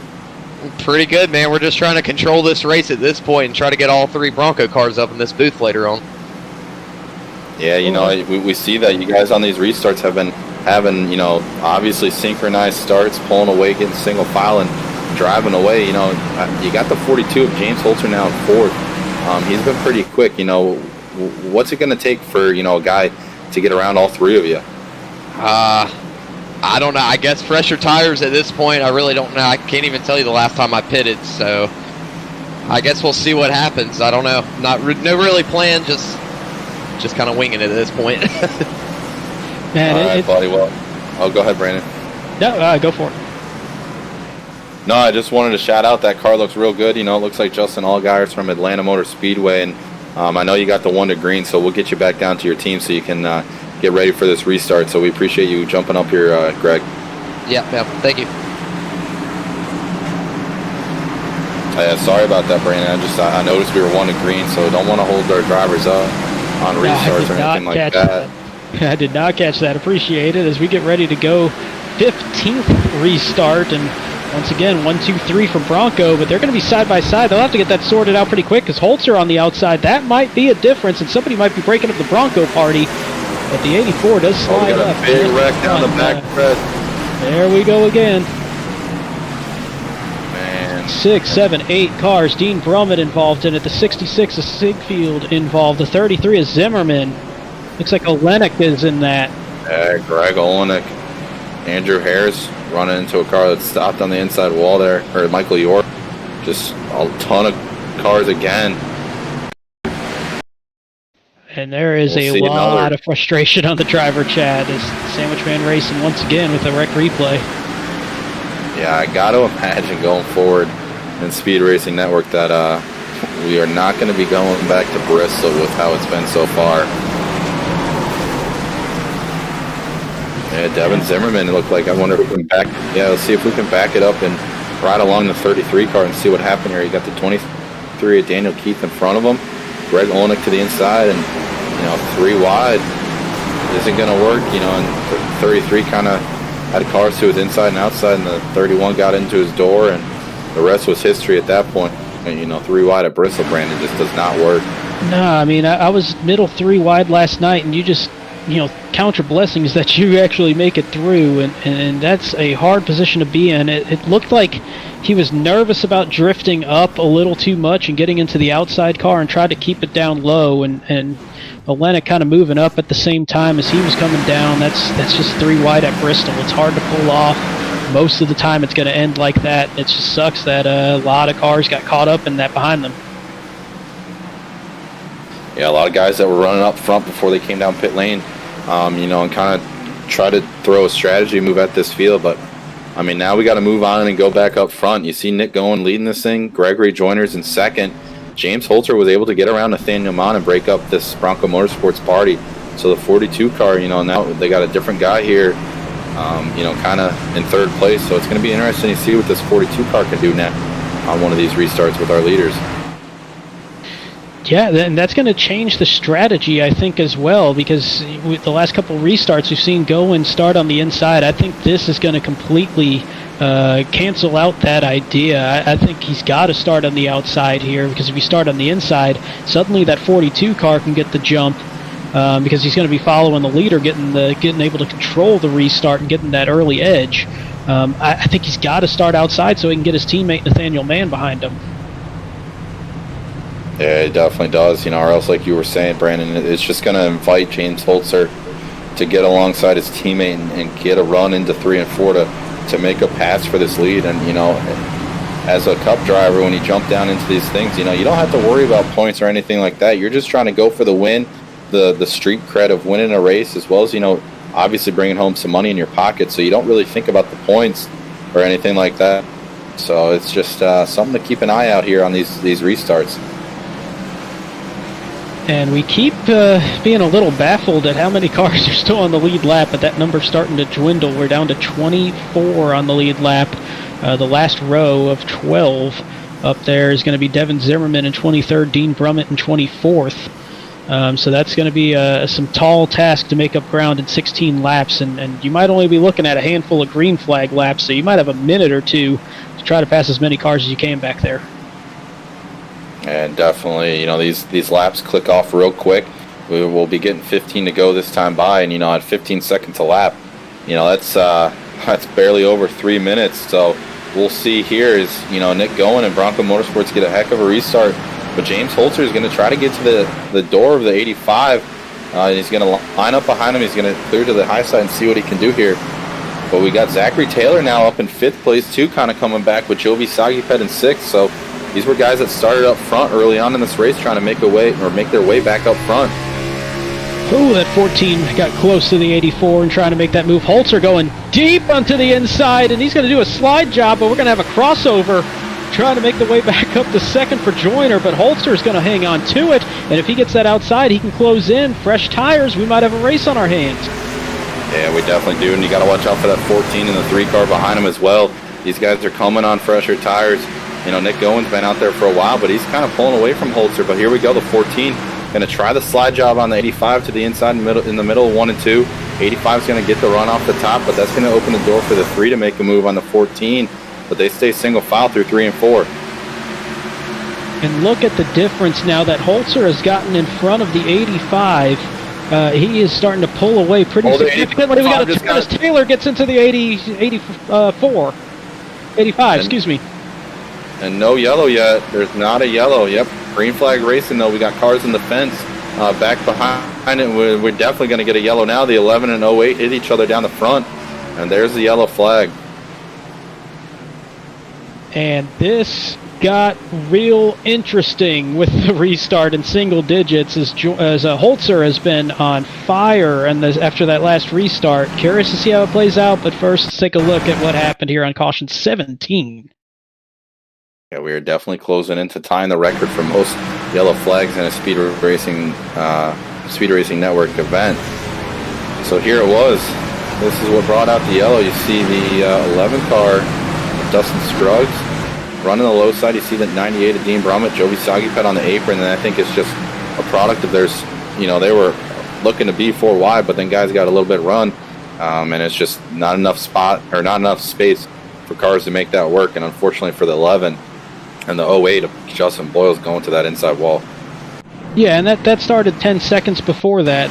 You were talking about cars that got into the wall and we're staying green. That's 10 seconds earlier. You saw some of that recoil from it with the 3 that was kind of slowing down on the inside. And we talk about 3 wide being impossible at times at Bristol. 4 wide is it just ain't happening, and that's what they were almost having to do there.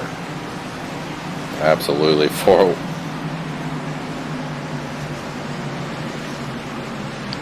But for Nick Gowan, this race got really interesting. He no longer has that security blanket from second and third with his Bronco teammates. Now he's got Holtzer. He's going to be alongside of him, I would imagine, on the inside. But if he goes onto the outside, he'll have a teammate. If he goes onto the inside, he's going to have to get that run. He might get the launch over Holtzer, but then he's going to be pulling Zachary Taylor with him. I think he's got to go outside again, but the threats are going to be heavy from second and third. Yeah, they definitely. And here we go. We're going to show you that the initial starter of, kind of what caused that yellow. The 14 is Zach Taylor from Tank Racing. Got to the inside of the 85, and 85 kind of coming down the track, and unfortunately, the good old net code happened there, and that turned the 85 around. That's just one of those things with iRacing. The connection between 2 drivers that, they're not even touching, but the net code makes it seem like they've touched, and one car goes around, and that's what made the whole field behind them all stack up and cause that yellow flag. And that's a heartbreaker. You get this far into the race, you're running second, third, you're holding a great position, and nobody does anything wrong. It's just that old iRacing thing that happens that bites all of us at some point.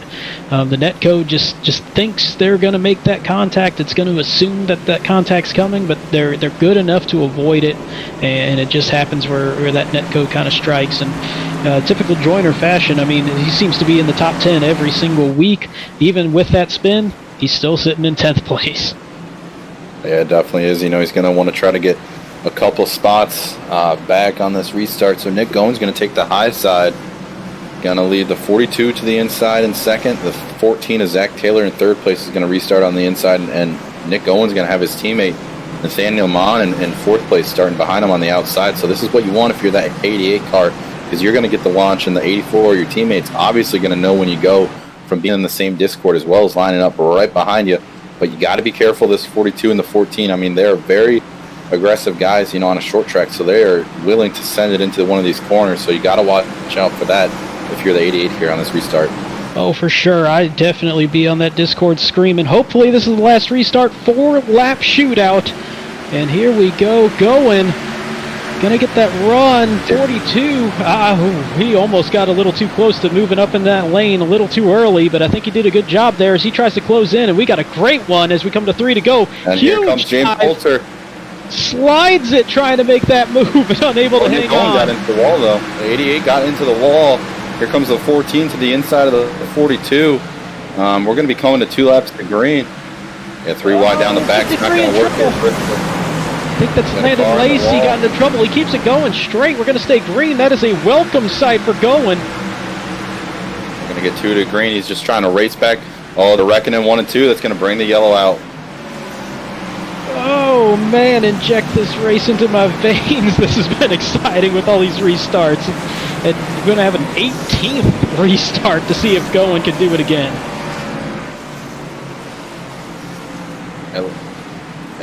I think it was the 2 volunteer cars and someone else kind of bringing out that yellow flag. So we're going to see here on another Sandwich Man Racing Sports Memorabilia Rec Replay. Go check them out on Shopify. They've got great stuff on there. 124 diecast, 164 hats, t-shirts, stickers, anything you could want, racing or sports-wise. So we see it here going into 3, the 23, the 78, and the 98 all around each other as they come down into turn 1. Not sure what happened here. Oh, the 78 kind of, 78 of David Duke kind of pinched the 23 to the inside, and the 23 had his nose there, and unfortunately Duke kind of got himself turned around, and that's what brought out our yellow here for the 18th time here at Bristol Motor Speedway. Yeah, it's a little surprising. This angle might give us a little bit better of a look. And okay, now I see what was happening. I was a little surprised that they were kind of racing to go to the inside, but definitely from that angle you can tell that Duke was trying to avoid the 8 of Dylan Patterson, trying to get to the inside of him and making it 3 wide, which is risky in itself. Really kind of 4 wide there with the way that was looking. But it just did not quite work. And you know what? A couple weeks ago in Phoenix, I was part of the record for the most cautions in a race. It was not a good feeling. I don't wish it on anybody, but I wouldn't be upset if we have a couple more cautions here, a couple more green-white checkers, and kind of a race, or at least join us for that one here in the Xfinity Series, because that is not a mark that us truck drivers really are proud of. Yeah, definitely not. Gotta agree with you there. I can't imagine that had to be fun in the seat of the car. I was broadcasting that race, and it felt like it was never going to end. And I think we might see some more yellow flags here because obviously cautions breed cautions, and we've seen that 42 is willing to send it in there to the inside and really dive it deep and dive bomb the 88. So you got to watch out for that. That could bring out a yellow in itself. And our 2 leaders kind of take each other out. So you got to be mindful of that. You kind of check up if you're the 88 to let him kind of slide up into the wall and you kind of do the crossover on him. But then that can open the door for the 14 of Zachary Taylor, able to get a big run behind these guys and send it 3 wide coming to the line. If it comes out that way off of 4. And the interesting thing there too was when Holtzer went for that inside dive, the 88 did catch the wall a little bit, and I'm not going to say that spooked him or anything, but there's definitely a reaction there, and you know this well too. I mean, you've been out in front far more than I have in your career here at SRN, but you see somebody make that giant run and that dive inside, and you react because you got to start thinking, oh man, what am I going to do here to try to counter this? And it wound up putting him into the wall a little bit. Now the 42 couldn't stick that landing on that dive, but now the 88's got that in the back of his mind that he's capable of that move. I'm really curious to see how they go about that another time if the 42 makes that similar move. I almost kind of wonder on the 42 kind of now knowing what he has to do for this thing. You got to be mindful of it. If I'm the 88, I think I check up knowing it and kind of just pull the classic dirt move and kind of cross him over out of the corner. These 2 guys are really close. 42 tried to get a jump on him and it just did not work out for him. That's going to let 88 drive away, but Holtzer's going to drive it in deep, and I think they're wrecking behind him. Oh, yeah. Yellow flag is out. Looks like Patterson. I can't tell. There's Gerwitz that got into that one. A lot of guys that were in the playoff race getting involved into another yellow. Yeah, that might be the finishing shot for 2 or 3 more cars there, as we got 23 still on the lead lap, going to be a lot less now. So we go to the Sandwich Man Racing Sports Memorabilia Rec Replay. If you don't know their name by now, I am sorry. You got to work on your memory. But it was our 19th caution. It's just everybody getting piled up again. That accordion factor, you saw that checkup on the restart, and I think that's what really started this. As Patterson gets into the 09, the 89 gets involved in this a little bit. The 66, Joshua Siegfried gets involved. Just a rough run there for Williams and Siegfried, who had nowhere to go. But that is just, man, the 42 tried to get that jump, mistimed it, and I think that checked up the field behind them. You could see them all scatter, going 3 wide, going into 1, and that's just tough to survive. Absolutely, and it looks like the 8, kind of took him out. But at the same time, man, if we back this up and go on board with the 8, he's got a car right on his rear bumper. So, he really cannot check up to give room to the 09 of Aaron Gurewitz, because he's got a car right behind him. So if he checks up, the same exact thing's just going to happen to him. So unfortunately there, it's just kind of, a product of short track racing. Tempers are going to be hot, but at the same time, when they rewatch this, they got to realize, look, if I try, if you check up, you're going to get run over from behind. So it's, it's out of everyone's hands. Yeah, and you got to add too, it could be the last restart. You've got somebody on your back bumper, but you definitely don't want to slow up too much, and you want to go all out just because you're trying to think, man, I got to get every position I can. So there's that added motivation, and it's hard to turn that down. Like, we're all human driving these sim cars, and if you see that position possible, you got to go for it sometimes, and it's hard to turn that off.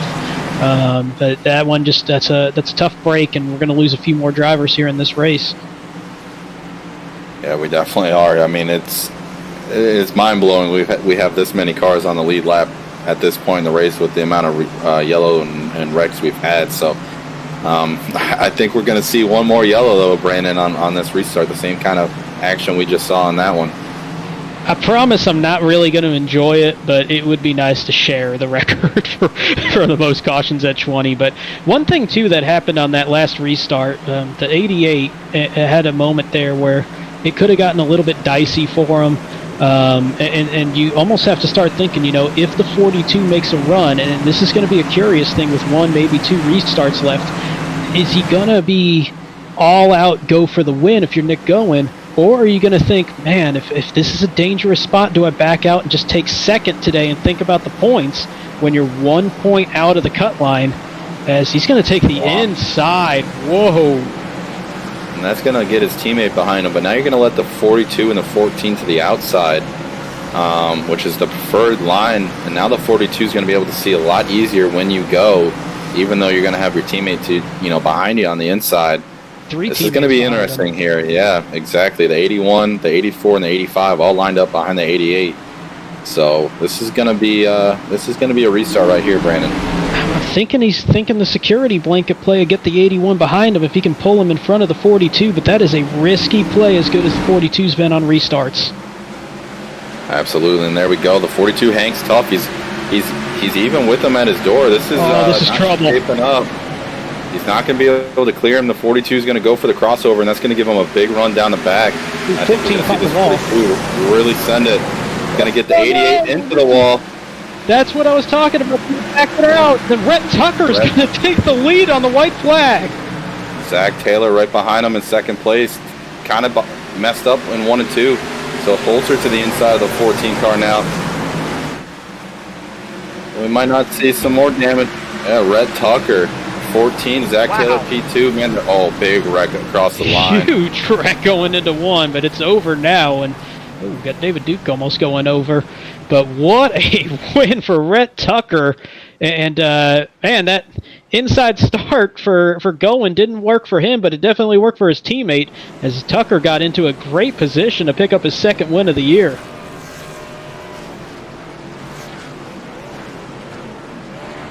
Yeah, so we're going to see these guys burn it down. Bronco Motorsports, they bring it home, with the win for Rhett Tucker. And filling out 4th place Nathaniel Mon, teammate again, and 5th Nick Gowan, and Gregory Joyner in 6th. So, like you said, I would have took the top. I don't know why you take the bottom, even though your teammate's behind you, especially with faster car, with fresher tires. I kind of opened the door for Holtzer, and unfortunately for Nick Gowan, kind of allow that opportunity to happen there. I wonder if we could see it one more time to show our viewers what happened there for the leader in the 88 car. But you know what, looking back, he's not really hurt in the point standings either. It's almost a win-win-win. Rhett Tucker, his teammate, wins the race. Nick Gowan still hangs on to 5th, which is a huge points day for him, and Bronco gets 4 of the top 6 in the standings at the end of this thing, so they're going to pull away a little bit more in the team standings as we look back. And it was a bold call. It almost worked. But you see Holtzer get to the inside, makes the aggressive move, and it winds up putting the 88 in the wall, and that had to be a scary moment for him thinking about the points, but it was a dam-breaking moment there for the 81 of Tucker as he just parted the sea and went through. and survived a couple of last gasp efforts there from Taylor and Holtzer. Holtzer trying to do one of those Carl Edwards moves, trying to steal one there, but Rhett Tucker just holding them off and taking that beautiful chrome blue car to victory lane for the second time. He's only the second driver this season to pick up multiple wins. And so we'll run you through the field here. We got Rhett Tucker for Bronco Motorsports in the 81 car, stealing the win here from his teammate Nick Gowan. Second place, Zachary Taylor for Tank Racing. James Holtzer, one of our Cup drivers, jumping down, coming home third place. Nathaniel Mon coming home fourth. Nick Gowan in fifth place. Gregory Joyner again. Bronco Motorsports got 4 cars in the top 6. Seventh place is Stan Hausmann out of Team SRN. Stanimal. Exactly. Stanimal in seventh. Mike Lepicki in eighth place from Tank Racing. Dean Brummett, one of our broadcast partners and teammates at RSR, coming home in ninth. And 10th place for Roell Smith Racing is Jovi Sagiped. Man, at one point we thought Jovi was going to go airborne there in one of those wrecks. He winds up in 10th. David Duke in the 78 in 11th. Daniel Keith Jr. in 12th. Brad Williams in 13th. Another Bronco driver in the top 15 there. Corey Saucier from the Truck Series in 14th. Landon Lacey in 15th. Devin Zimmerman, Wayne Rayborn, Joshua Siegfried, Emerson Arden, the bubble driver coming in, and Dylan Patterson rounding out the top 20. And basically those were the 20 cars that survived this race. Yeah, they definitely did. So here we go. We're going to get our third place driver up here into the booth. James Holtzer, man. It's Jake Roell and Brandon Domingue up in the SRM booth, buddy. How's it going? It's going all right. We're a little sweaty and a little upset with ourselves, but we're here. Man, it was a nervous race watching with all those restarts, and you were having some pretty awesome dive bombs there. That last one almost working there. Obviously, a little bit of contact, and I'm sure that was something that you're kind of saying about the moments there. But man, what was going through your mind when you were making those moves? They were exciting to watch up here. Yeah, 100% on me. I already went out and reached out and apologized to Nick because he put himself in position. Not really. I mean, other than having the Bronco cars on the bottom to coordinate that restart, I kind of already knew where he was going. So I don't understand the bottom move. He was able to stick his quarter, and I didn't dive it in hard enough to stick to his quarter, and I should have stayed there, and then I had the crossover, and I thought I was 110% sure I was going to have the clear. I mean, I had the clear on that move all night, and I wouldn't have done it if I wasn't confident in it, because I know I'm not running for points, and I know he is, so it's 100% on me. I'm glad it didn't really hurt his impact of his finish too bad, and he was still able to get his money back at least for the top 5. So, yeah, once again, I want to apologize to him. But, man, that race was nuts. We took tires at the right time, and the one restart, I started 12th, and I was just like, I don't even know what I was doing. We were talking with the team. I was talking with the team, and I was just like, man, these moves are working. I don't know how this is working. I'm the highest car up here on fresh tires. And I know Landon Lacey's one of the best at passing. He's right behind me, and I knew I just had to get my restarts right and stay in front of him, because if it would have went green, I thought that was what the race was for. But we saved the fast repair until about when we were at the last third of the race. Didn't need to use it, but we were still full power. But felt that the car was definitely going to be impacted if we ever got a green run. So I was like, we'll try it. Not running for points. What's the worst it's going to hurt? We're at least just going to learn something. I mean, I know we don't have fast repairs on Sunday, but at least going to learn something, for the race moving forward. But this Xfinity car was a challenge. It was tight. A little loose on entry if you drove in too hard, but aside from that, it was a pretty snug car. But I don't know, just a lot of cautions, avoided a lot, and just got back up. Wish we'd had more green flag racing, obviously, but got back up at the right time. And I think if I would have filed behind and waited to maybe make a bump and run on the last lap, I would have had a chance, for second or maybe a win. But I don't know. In any event, it was a blast. I have a fun time racing down here with these Xfinity guys.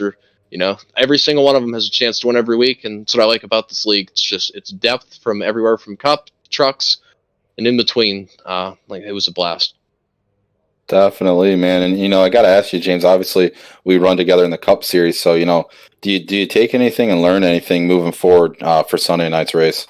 Yeah, I just got to stay in front of you. That's number one.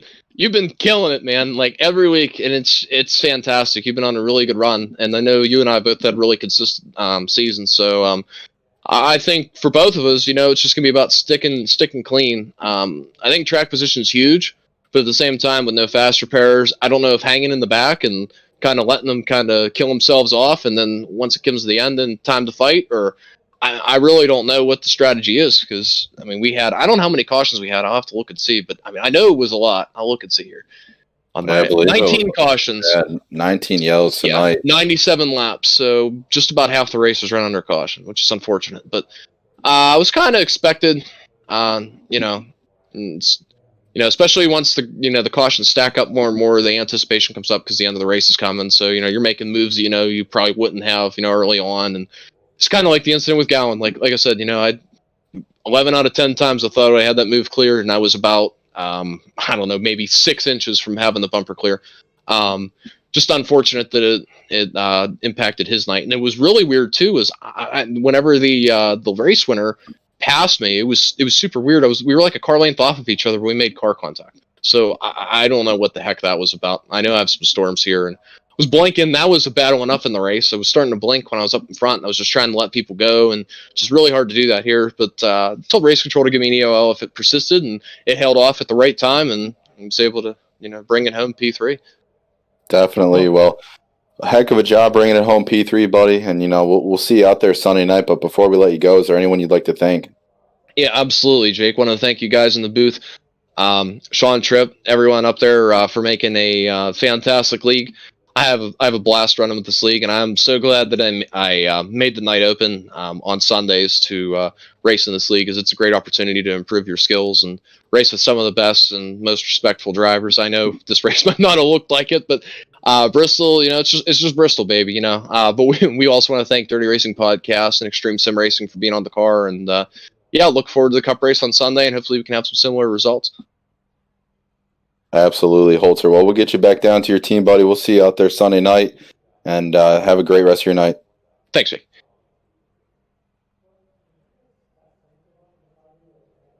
All right, Brandon. Well, we're going to get our second place finishing driver up here in the booth now. That's going to be Zachary Taylor from Tank Racing in that 14 machine. Zachary Taylor, man, it's Jake Roell and Brandon Domingue up here in the SRM booth, man. How's it going? We saw you get mirrored back in the middle of the pack after getting involved in some wrecks. You lost your front end, didn't have a front clip on the thing, but you drive your way up to P2. How are you feeling right now? Yee doggies. Awesome race. Absolutely awesome. Maybe not awesome to watch, but the amount of action I got to see tonight was second to absolutely none. I feel like I should have had some popcorn here and Coca-Cola or something here. That was an awesome race to watch from the driver's seat. I mean, hey, you started third, finished second, just a pretty calm night, right? Oh, yeah, definitely. Calmest race I've ever been in, dude. I've never been so bored in my life from running green flag all night. Never been so bored from running green flag. Yeah, I gotta imagine, man. It was it felt pretty long. Obviously all the yellows, do you kind of wish at one point, we saw Dean Brummett and Landon Lacey get themselves in trouble from pitting at the wrong time and getting caught up in the wrecks. Is that something you think you could have avoided, or is it just kind of the nature of the beast running here at Bristol Motor Speedway? Seeing thousands of laps here in person tells me that that's just something that happens here. We have wrecks, and one guy gets turned in front of the field, and all of a sudden there's nowhere to go. The track gets blocked real quick. It's a self-cleaning racetrack, as we call it, where the banking will just knock. No matter how hard you hold your brakes, the banking is going to push that car down the track. So really, whenever there's a wreck, there's nowhere to go. So you just gotta. It's either go on pit road or stop. And tonight we had an issue doing both those. So one thing I was kind of curious about too, you were sitting there in that second row on a lot of those late restarts. Saw you make a couple of moves there, trying to get that pass. Was there any point that you thought one of those moves was going to stick? I know coming out of 2, you had a pretty good run there on that last lap on Tucker. Did you feel like you had it, or was it one of those things that when Rhett got out there after that last collision there for Holtzer and Gowan, that it was just a little bit out of reach?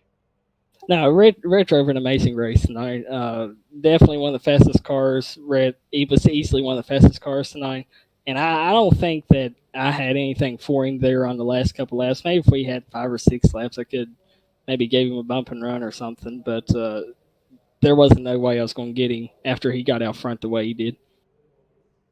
Definitely. Well, man, before we let you go, Zach, heck of a drive. But first off, we're going to give you the opportunity right now to thank any sponsors or anyone like that before we let you go. Yeah, I just got to thank all the guys at both Tank and RSR. They supplied some great feedback this week. I thank Dean for an very entertaining week so far, and hopefully we'll be able to carry that over to Sunday night Cup Series. I got to thank Rocket Racing Setups, Tracy iRacing Photos, Retina Designs. They do a great job over at their shops. Go check them all out. And can't wait to get back in the car Sunday night. Absolutely, man. Well, heck of a drive coming home P2 tonight. It was impressive watching you come through the field from about halfway through this race. Heck of a drive, and, enjoy it. And we'll see you Sunday night, and then in 2 weeks when we head to Martinsville, the paperclip. Thank y'all. Man, I like how you can hear how excited they were about the finish there. I know there was a lot of collide in there and a lot of cautions over the course of the race, but just hearing that kind of that excitement there from Zach was just nice to hear. A driver that enjoyed that kind of a finish, and I'm sure there's somebody else that really enjoyed that finish tonight. We got Rhett Tucker, man, our winner from tonight's race here from Bronco Motorsports. Rhett, it kind of fell in your lap, coming out of turn 4, coming to the white flag, man. What was going through your mind when you saw your teammate kind of getting in a tussle with James Holtzer coming out of turn 4? Dude, I saw that move coming from a mile away. 42 had been doing that, on restarts, and I figured it's the end of the race, dude. He's going to send it in there too hard, and I just tried to, let off early so I could get a good drive out. I hate it for Nick, man. That should have been his race. Man, it was close to being so, but you were in that right place at the right time, seeing everything there. Once that sea kind of parted and you got out front, you had to dodge a couple of late dives there on those last couple laps as they were trying to make one of those Carl Edwards kind of passes. How much were you holding your breath there on that last lap? I was ready for it. I was ready to dip, duck, dive, dodge, man. Whatever I had to do to stay out front. Well, you got 4 of the 5 Ds. That was good enough there to hang on to it. Absolutely right. We saw you win earlier in the season at Phoenix. A little sour taste in my mouth from that one. Kind of handed you the keys to victory lane out there in the desert. But you bring it home P1. You got 3 of your teammates behind you in 4th, 5th, and 6th place. Kind of give the viewers, what does it feel like as yourself winning this thing, but then, 4 of you guys finish in the top 6. What does that bring, momentum wise or, whatever it could be to a team, like Bronco Motorsports right now? We are rolling, man. And that was a great night for our team. This is a team deal here. We all want interviews. Absolutely. It's the same way we do it at Roell Smith Racing, whether, one of us wins, the whole team wins because it just kind of boosts everyone's momentum up. And, that's the beauty of it, having a team that's so close-knit. I hang out with you guys quite a bit at Bronco Motorsports. So I know, how close you guys all are and things like that. Proud for you guys. That's impressive to get 4 of you in the top 6. And, before we let you go, right, we'll give you this time to thank anyone or any sponsors or anything. I got to thank Sandwich Man Racing Sports Memorabilia, Shoney's, Malware Bites, everybody at Bronco, man. This is a good deal here. I'm glad they let me run a car for them. Definitely, and SRN, thank you guys for broadcasting. Of course, man. Well, congrats on another win. That's number 2. There's only you and Zach Taylor, I believe, are the only 2-time winners so far this season in the Xfinity Series. So, that's something to be proud about for yourself. So congrats on that, man. We'll get you back down to your team. Enjoy this one. I know you guys are gonna get pretty rowdy in X Games mode as you guys do all the time. It's time to go X Game mode.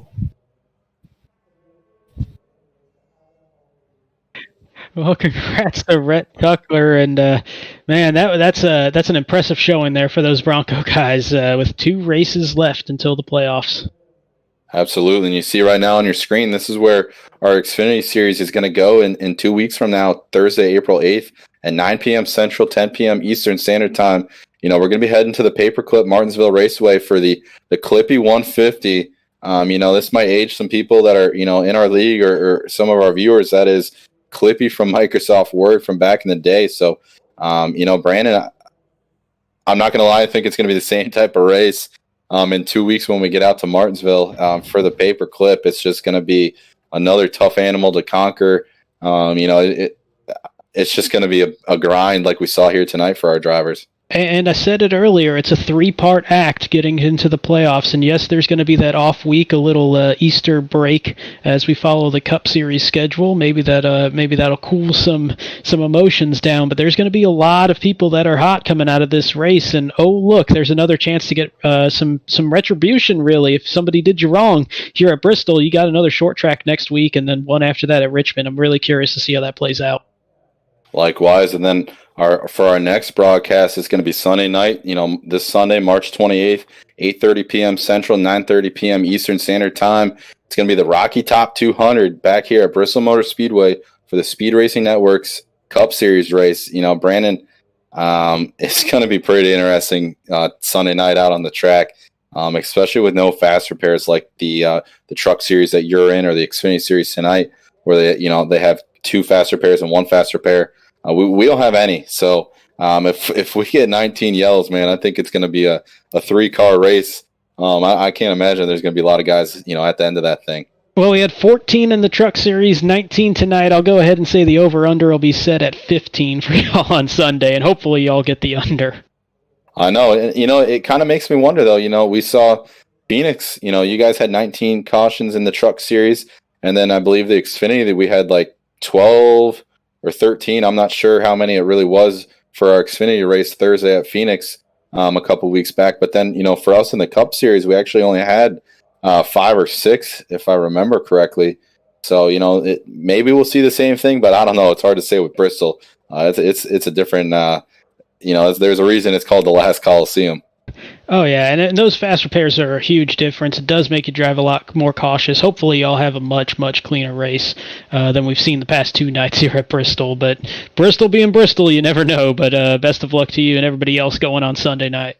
Well, I appreciate it, man, and we appreciate you all the fans watching it out on YouTube, everyone tuning in.